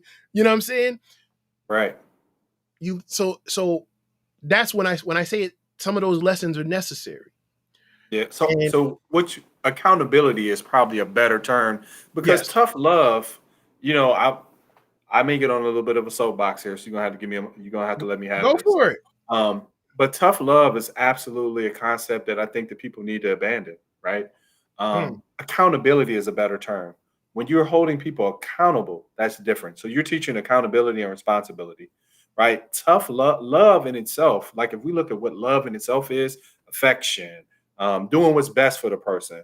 If you mean it from that perspective, but it's still out of a kindness and a genuine betterment, then it's not going to be delivered in a harsh way. It's going to be very digestible. What people were doing to other people, they were saying like, this is tough love, but to be truthful, some of that stuff is abuse, right? Or it's I get it. I get what you're saying. Yeah. or it's love and try. Like, and so then you grow up later. Yes, you were trying to prepare me for life, but that harshness broke me in some areas that now I need to hear from. Yeah, I get the lesson, but at the same time, now I'm broken in this area, right? So now so you created frustration in me. Now I have an inability to perform emotionally. I'm stunted here. Um, Physically, I'm growing. Emotionally, I'm not. I'm stuck. Mm. So love doesn't do that. Love builds up. Love is going to do what's best for the person. It's going to give you what you need. So that doesn't mean I'm going to give you what you want. This is what you need. Like a kid that's playing with a spoon, he want to stick it in a thing. I'm going to take that to protect you from not putting it in the socket to electrocute yourself. Right. That's love. Now you want something, but I'm giving you what you need. But I'm doing this out of a form to protect you. I'm not harsh. I'm not yelling at you like, give me that. I'm just like, no, you can't have that. You may not be able to understand at the moment why this is happening, but I'm giving you what you need. Fair enough. Teachable moment. Okay. Yeah. I mean, hey. Yeah, no. That's what we here for. You got to grow from it. So no, thank you for that clarification. All right, so chat, I ain't forget about y'all. Like I said, I see y'all in here. We're gonna get to it. So we're gonna wrap up some of the questions. So Brandon, what are some of your goals for 2021 and beyond? So I want to continue to some of my goals, obviously from a career perspective, is to have a great year. I made President's Club. I was one of the top sales engineers in my company. I want to repeat with that and hopefully finish out higher than I did. I Congratulations, finished by the way. Thank you, man. So I finished number 6. So I really want to finish number 1. Just being honest. So that's a goal of mine, to do that and continue to do well there. Now, outside of that, like with the book, I would like to continue to grow there, continue to get it in more hands, continue really to help people grow and heal emotionally. Like I love it. Like that drives me every morning. I get an opportunity to help people. Like you said, with those posts, I get a chance to help people. I get a chance to inspire people, right? That I want to do that more, right? Like I want to create a movement to where people are healing, where they are tearing down emotional walls, where they are healing from unresolved trauma, and they can see the amazing parts of themselves that were behind those walls. And not only them, but then the world gets to see it, right? And we all benefit from this amazing person that just needed a little healing. Nice. You know what's coming next. You've seen the show. What is your why? My why? It's a good question. So why I do it is because I love it. Like I love it. Like I love IT. I definitely love that. But as far as helping people, like I love it. Like I just want to help people. Like this is what God put in me to do. This is the impact that I want to have. I want to see people heal. I want to see people, you know, like I said, tear down those walls, embrace. But I want people to know that they're not alone. Like they're not weird. That is okay. Um, God doesn't look at them awkward. People shouldn't look at them awkward. And really they shouldn't look at themselves as awkward. They should be able to embrace themselves and just be much better. That's my why, right? I want people to fall in love with who they are and just be themselves. That's dope. That's dope. So, all right, so we're gonna get to the Q&A, but before we do that, like I said, sir, I appreciate you coming on and like I said, allowing, being vulnerable and allowing me to also, be vulnerable and have this conversation. Like I said, I felt like we needed to take some of our Twitter threads and put some faces to it and have this conversation because like I said, it's definitely something that needed to be had. And the funny thing is I wasn't even aware that May was Mental Health Awareness Month. Yeah, me I just, either to May. To May yeah, came. I just knew I wanted to have this conversation. Um and to have two people who were okay having this conversation because like you said when we first had that talk on Twitter, I know people were just like, I was getting DMs like, wow, you know what I'm saying? Like that, like thank y'all for sharing that. And it was like, Yeah. no, this is something that needed to be had. And then it was just like I said, it dealing with a couple things around the same time when I was doing the booking for the episodes for this month. And it was literally like something just spoke to me. It was like, yo, get Brandon on and have this conversation. And again, which goes to my point of why I felt like I needed to have that conversation today, even back then, before knowing what happened, finding out what happened this week. It was just like, nah. So it was like, okay, this can be another teachable moment. And like I said before, be the change you want to see. So, congratulations to you. Best of luck in making those goals. I wish, knock them bitches out the park. If you guys haven't, please go pick up the book. When Words Won't Form, My Pen Speaks. Ladies and gentlemen, everybody watching, this has been Brandon Robinson, and we're going to get to the Q&A. And if you don't mind, before we close out the show, if you could, read from one of them or speak on one of your favorite ones before, but let's get to the chat because Okay. y'all are blowing it up in here. So let's see. A lot of it was some conversations. Ty says, but what happens when you have to cut off family because their presence can destroy your dream? I'll let you speak to that, but to me, sometimes you have to do what you have to do, and hopefully they'll come back around. And if they don't, you know, give them a chance to me. I always say give people a chance to show you who they really are, especially when it comes to family and friends, because again, we've grown accustomed to this culture of follow, unfollow, friend and unfriend, just like that. 1 minute you're cool, next minute I'm up on, we're off that. And it's like, well, did you even let them know this is how you feel, or this is how they made you feel? Have that conversation. And if they don't respond, then they have shown you who they are, or who they are at that moment. And distance yourself, right? My dream was to get my family in a better situation. My dream was to get into a field that at one point I didn't think I was smart enough to be in, and I did it and I excelled at it, and I wanted to, and I wasn't satisfied. I wanted to keep going. And I don't hold back about it. It was a very lonely experience when you have friends who they want to go out, they want to party, they want to spend their money, and I'm basically I'm playing the flip it game where, all right, cool. I spent $200, $300.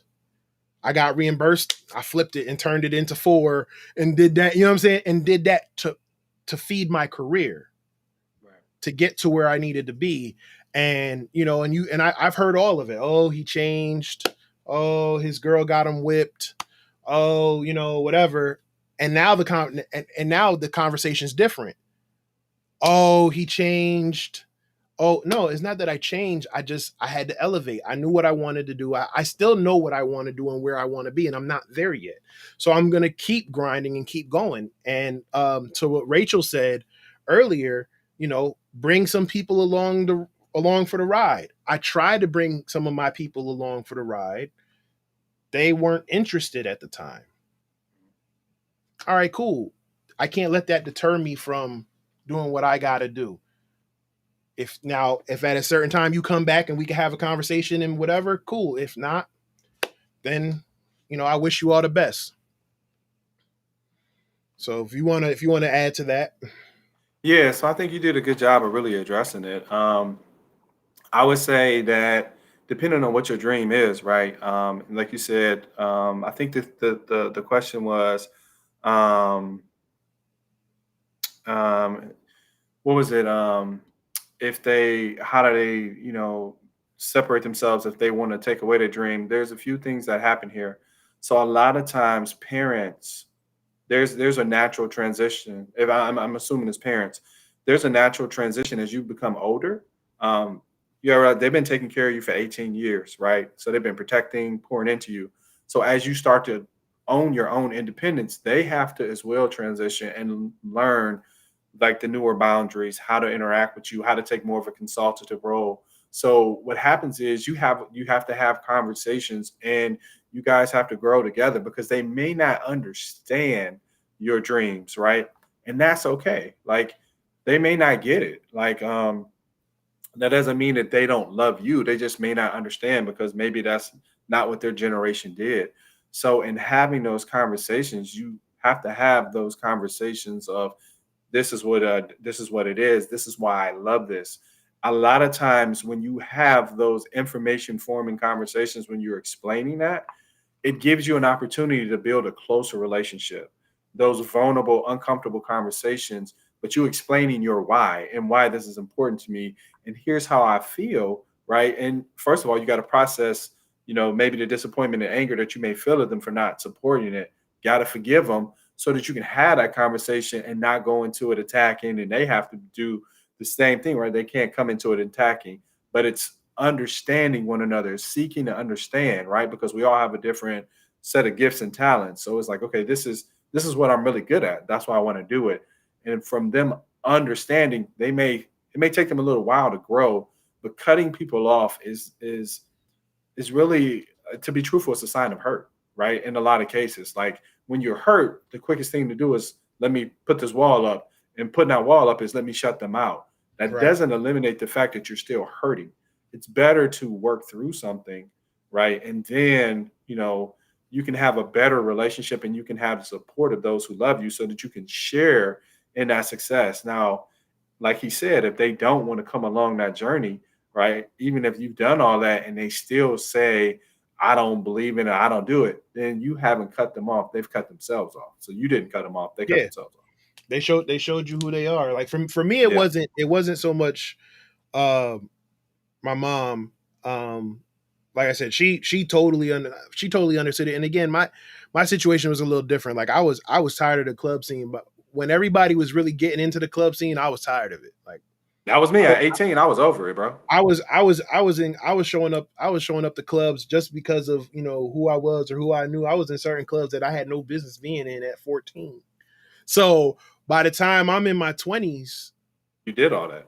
I did all of that. I'm cool. I'm settled down. I got me a good woman next to me. And it was like, and then on top of it, going back to that experience I said with my mom and the checkbook and budgeting, Right. I started to do math. When I'm like, yo, you blow X amount of dollars just to get ready for one night, or not even a one night, a few hours and wherever the night takes you.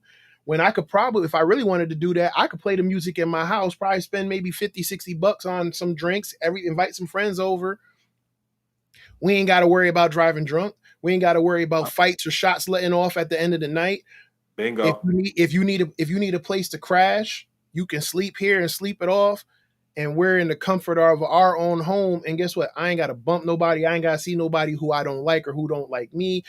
Right. None of it. You know what I'm saying? Right.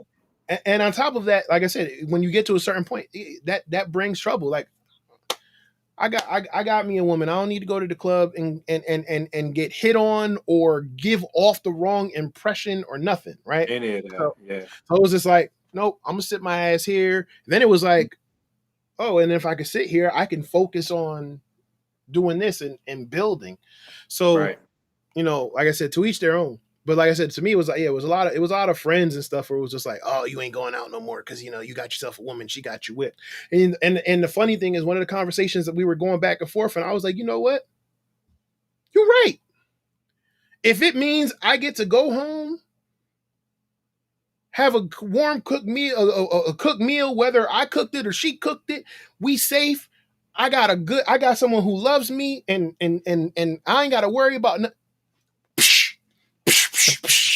Right, go right ahead, sir. Right. And when people I just don't understand genuine love. That's what it is. And when I said that, it was funny because it was almost like an epiphany moment because we were at a fight night, and there was some old heads there, and I was like, yo, I gotta get home, man. And they were like, oh, she got you, and I was like, you know what, you're right. And when I said that, they were like, respect, young blood, and and it was like, and it was like, yeah, so.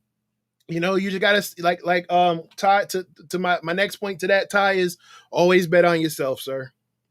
Always bet on yourself. They'll come along if they decide to come along. If not, you keep doing what you're doing. So Anonymous, friend of the show, Anonymous says, I go out of my way to not show vulnerability so that people don't take advantage of me. I felt that way for a very long time.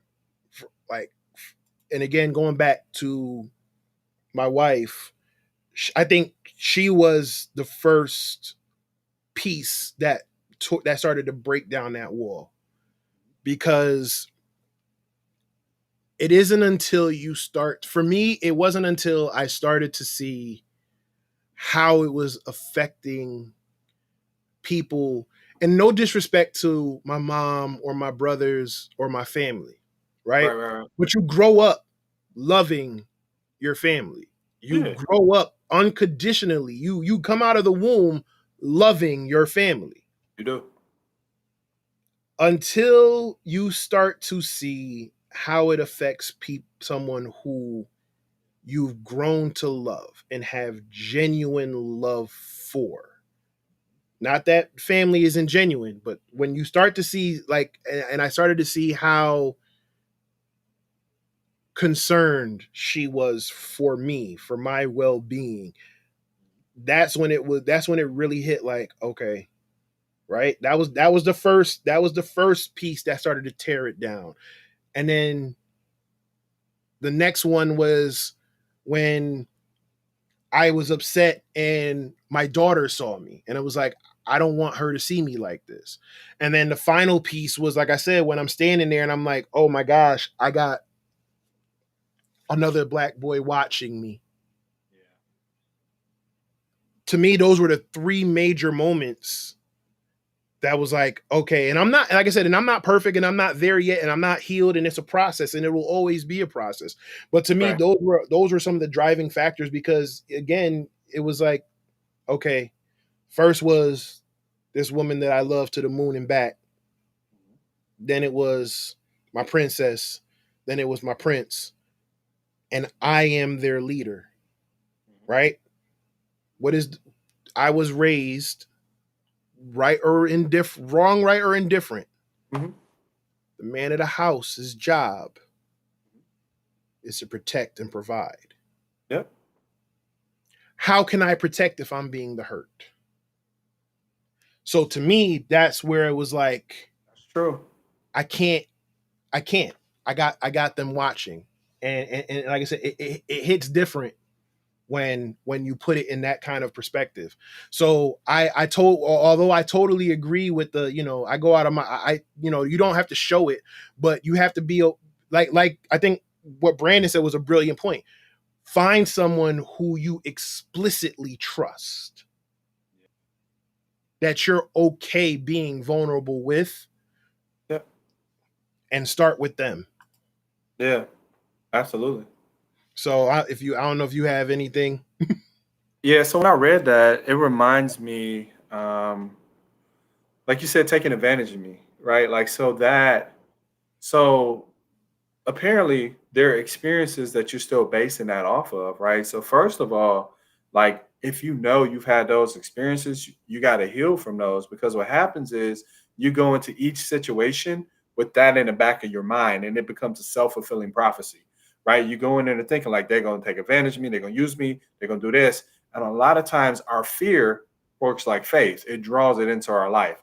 So fear tells you these things will happen. We begin to create those scenarios, right? We begin to create those scenarios by our actions, by what we do, the pressure we put on people, the lack of trust that we give them. So the first thing is to heal from those particular things. And then it's willing to take a risk. Trust is a risk. Yes. And when your trust has been broken, it definitely is, it's a traumatic experience. It hurts. But if you can start to heal from those things, you can realize that everyone doesn't try to take, first of all, we've never been in a friendship or relationship with everyone. So Right. that blanket statement really is rooted in hurt. So if you can work through that hurt, then you can start to see the beauty and the good in people. Like, okay, I do have some people who even along the line didn't try to take advantage of me. Maybe I just wasn't able to receive that kind of support. I actually made that post today. Like maybe I just wasn't able to receive that kind of support because I couldn't see, because hurt blinded me from seeing that, oh, this person is actually a good person.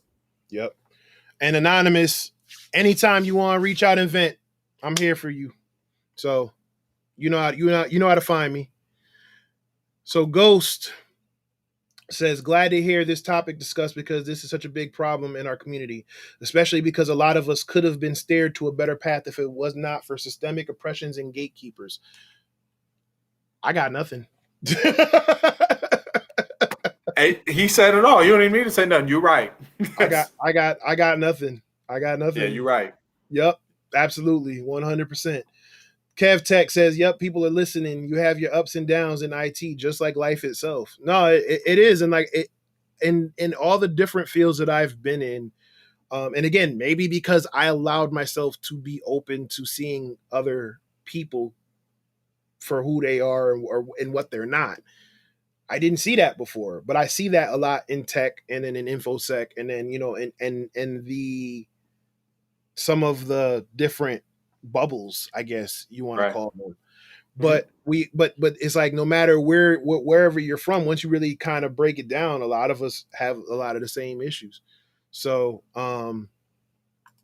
then Ghost also says, anyone that was willing to break you down was never willing to build you up.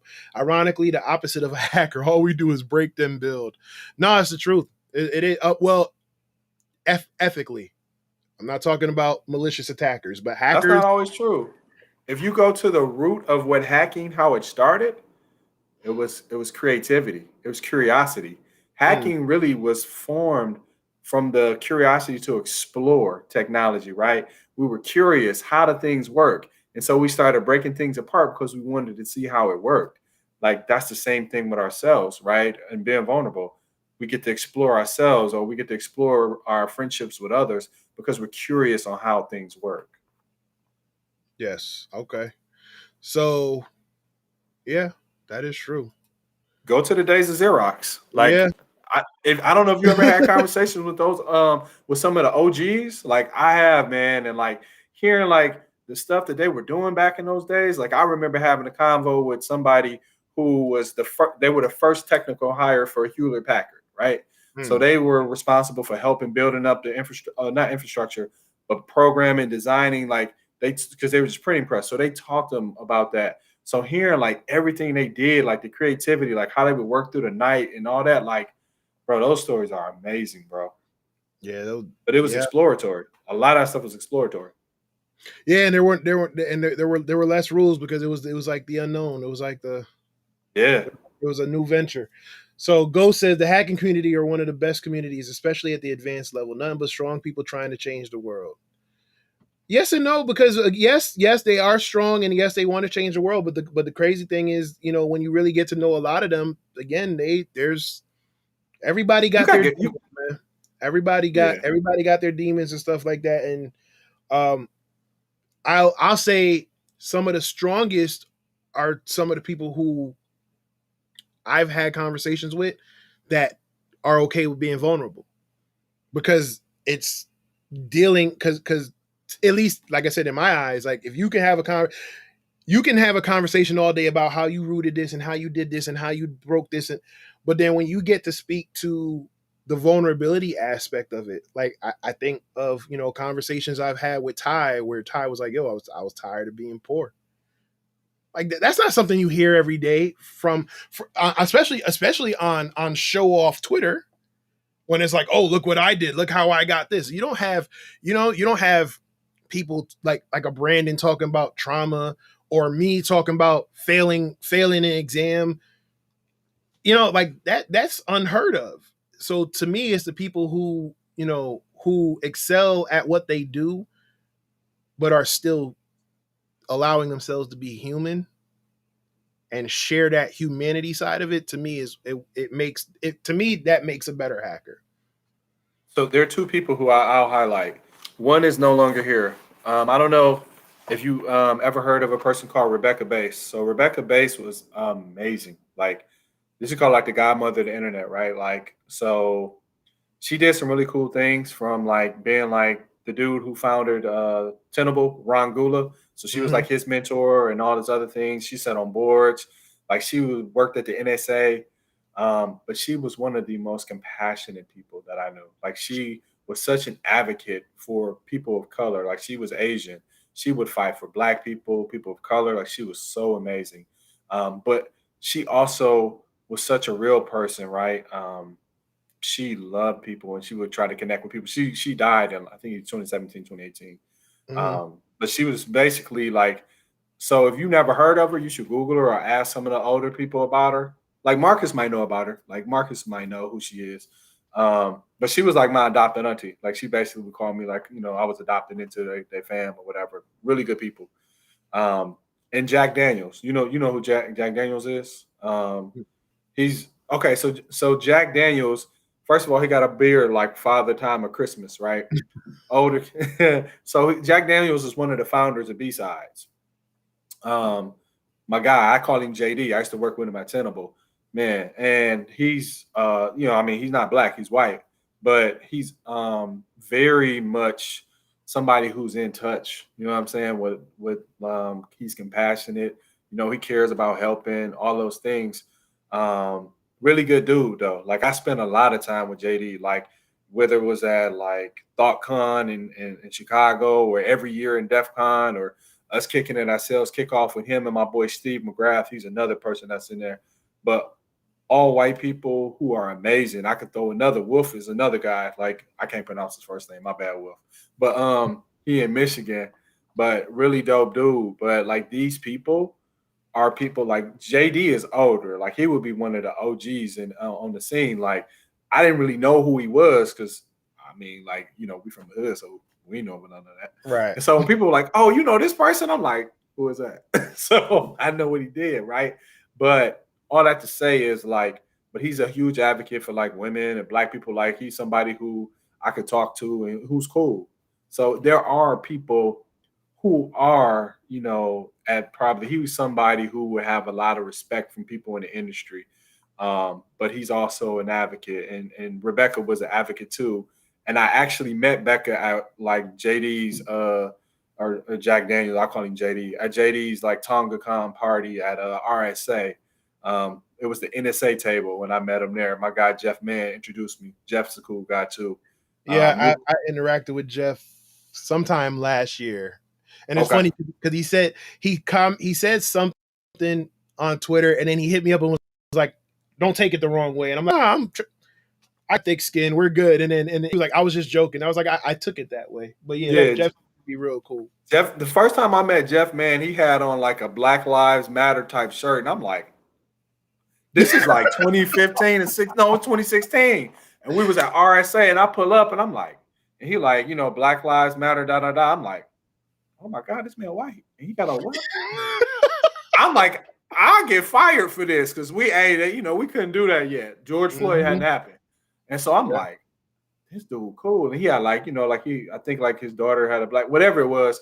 Hey, Jeff Mann is like extra woke, bro. Like, I'm telling you, like, if you have combos with him, I got to get him on here one of these days. You should, man. And he's super smart too. Like, if you want to talk about like the PCI, like, he's amazing at PCI. I forgot his other specialty. My bad, Jeff. If you watch this, I forgot your other specialty, bro. I'm sorry. But it's great. He worked at the NSA doing something. I think it was like cryptology, whatever it was. It was amazing. He super smart guy though. Yeah. So Anonymous, like I said, Brandon, I'm not sure if you're familiar, but Anonymous says, question for Brandon. If we were in some weird universe where you had to choose between accepting the cloud's embrace and merging as one with it or being forced to talk telepathically with Bill Gates, which one would you choose? The cloud. I'm going straight to the cloud. I'm not messing with Bill. Bill weird. Bill, if the reports is true, Bill is a scumbag. Bill is bad. So I'm going straight to the cloud. We can become in one. I'm not trying to turn InfoSec Unplugged into InfoSec TMZ, but Bill was wild out here. Reports are true. Yeah. Damn, it ain't looking good. The fact that his wife left after all that. And now you start to hear some of the reports, and I want to say I saw something show up on the news today. I quickly glanced through it. Something about some type of payout or something. I don't know what it was. Like how he would interact with women, like hey, you want to? Hey, like, I've been in you've been in there, like, so I'm in sales. Right. So I've been in situations where I hear guys interact with women. This was 2015, 14, 16, and they're like, yeah, you look great, or you're looking really good in this, and I'm like, oh my God. Listen, maybe because I was brought up a certain way, and people can say what they want about growing up in the hood or growing up in the streets, but believe it or not, there was a code. There was morals. I'm not talking about what you see today. No, they don't have the code like they used to. Like I grew up in the era where it was almost like The Wire. Nothing crazy on Sundays when everybody's going to church. Nothing with women and children. You better not disrespect no woman and children. And there were people in the street who you knew were stone cold whatever because I'm not speaking because I still have that code of silence, but would look at you and go, man, if you don't take your behind home, you better than this. You know what I'm saying? Yeah. I say that to say, between that and all the up and all the ins and outs and the odds and ends and the ups and downs of my of upbringing and dealing with the trauma, you don't say some of these things. Who are you? Like it be killing me. Like I see certain things, or I watch certain things, or I hear certain people talk, and I'm like I be in some of these meetings and see, so I'm like, and Yeah. nobody has a problem. Maybe because again, I was also raised that you respect women and you respect your mama, and if you didn't, someone's gonna come upside your head and bust your behind, Right. or because it took a village. So if somebody saw you acting out a certain way, they was gonna get at you, and then still get you. And then when you get home, your mama was gonna get you. And then if your daddy got home or whoever else got home, everybody took turns dealing with you. But you learned, but the lesson was taught. Yeah. So I don't know. I be hearing some of these things, and I never try to. It's not that I don't believe it, but I'm in disbelief that some people actually have the gall, and not just behind the keyboard, because there seems to be a lot of Twitter fingers and keyboard thugs, right? That's Oh for yeah, it's a bunch of those. that's a conversation for another day. But then you be in That some of is. these you be in some of these meetings, and it'd be like they say stuff, and it'd be like. And I think for the longest, it was like everybody knew, a lot of people knew it was wrong, but no one said nothing. So Yeah. now it's like, now you need to call them out when it happens. So I've done it. Like they say it, I'm like, yo, not cool, chill. No. What if your wife came home and told you that someone said that to her, right? Right. Like someone said, like someone had nerve to hit me in the DMs. I think it was on Instagram the other day, and they were like, why are you so adamant in helping women? Aren't you married? I'm like, what the hell does that have to do with it? That right? should be even more of a reason to do it, because you're married. That was gonna be my next point. I was like, so I don't want nothing from these people, but to help see them succeed. Right. Right.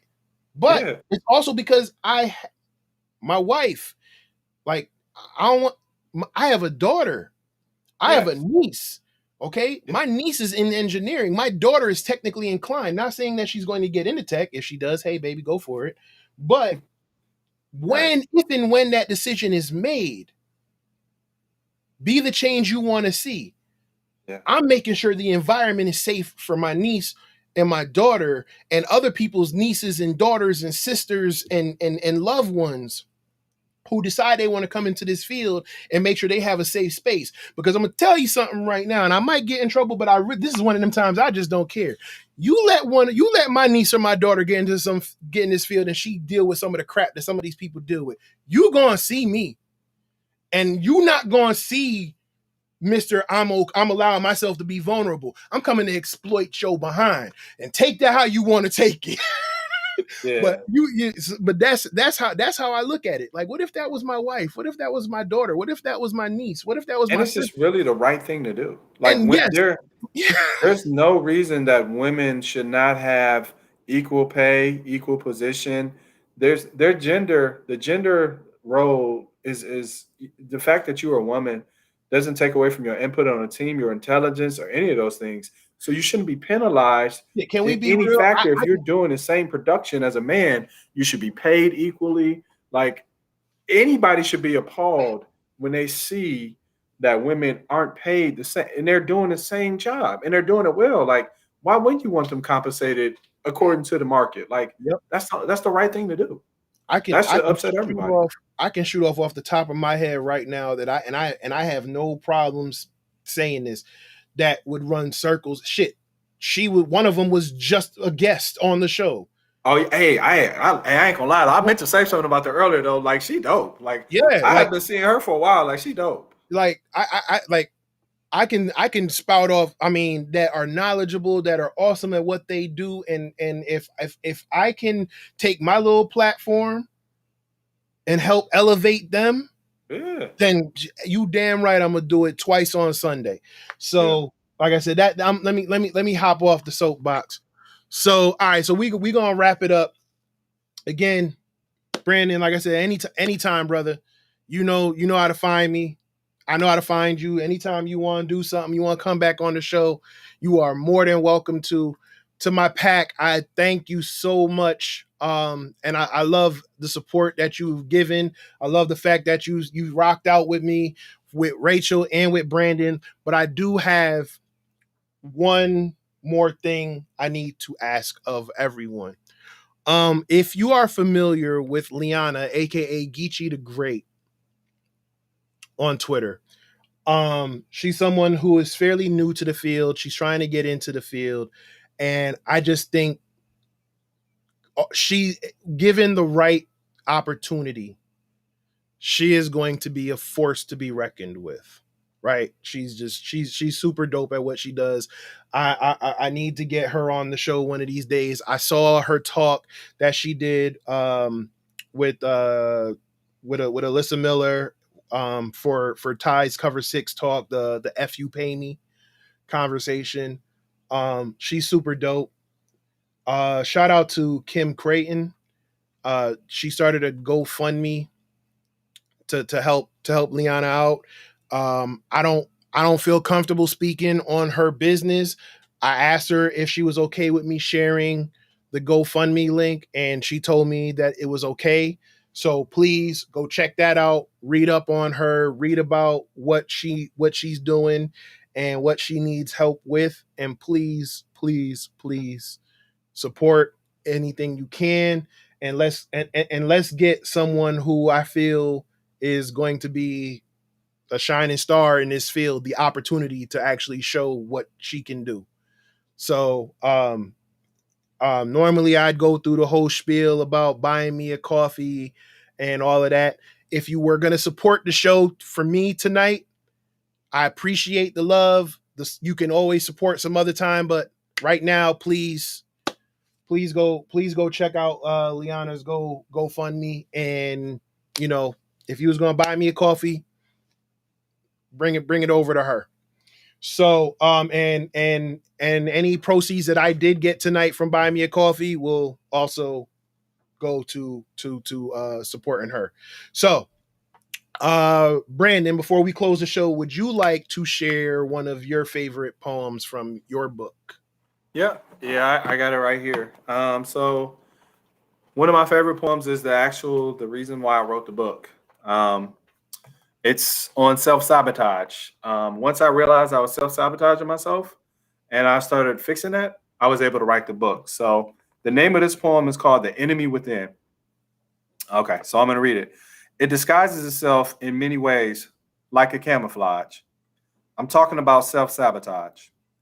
It creeps up every now and again, every time you think you are starting to win. What does sabotage look like for you? What are the things it won't permit you to do? You ever been feeling good about life or a relationship? Then all of a sudden thoughts come of scenarios that will end it? What about the times you are in a groove? Then all of a sudden, reasons come why this isn't the move.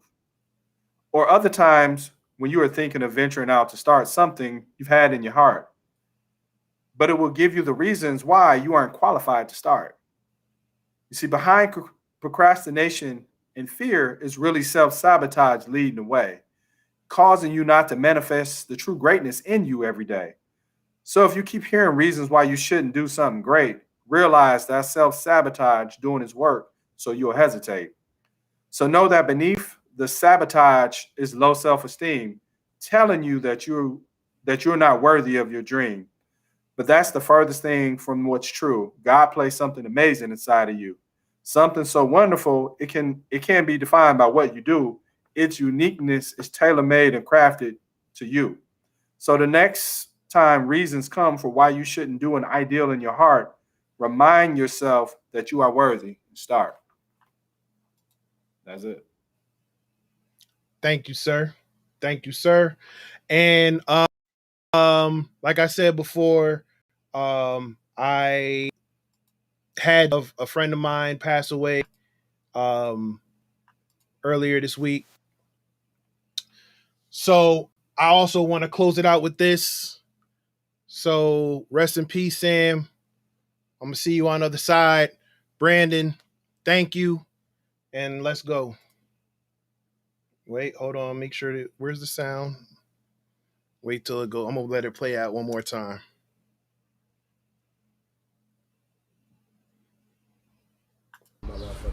Make use of your time given. Don't be one of them fool ass niggas out here wasting your time. Make sure you taking care of your children and always love your mama. Happy Mother's Day. Make use of your time given. Rest in peace, sir. Ladies and gentlemen, everybody watching, it's been another episode of InfoSec Unplugged. I am your host, Davin Jackson, a.k.a. DJax Alpha. Like I said, please go support, get Brandon's book. Go check out Liana's GoFundMe. And I will see you guys next week with the Black Girls Hack Group. So make sure you tune in for that. We're going to talk tech and, just moving forward. So I salute to everybody here. I salute to my guests. Thank you again to Brandon and Rachel Tobac. And I will see y'all next week. Take care. Thank you.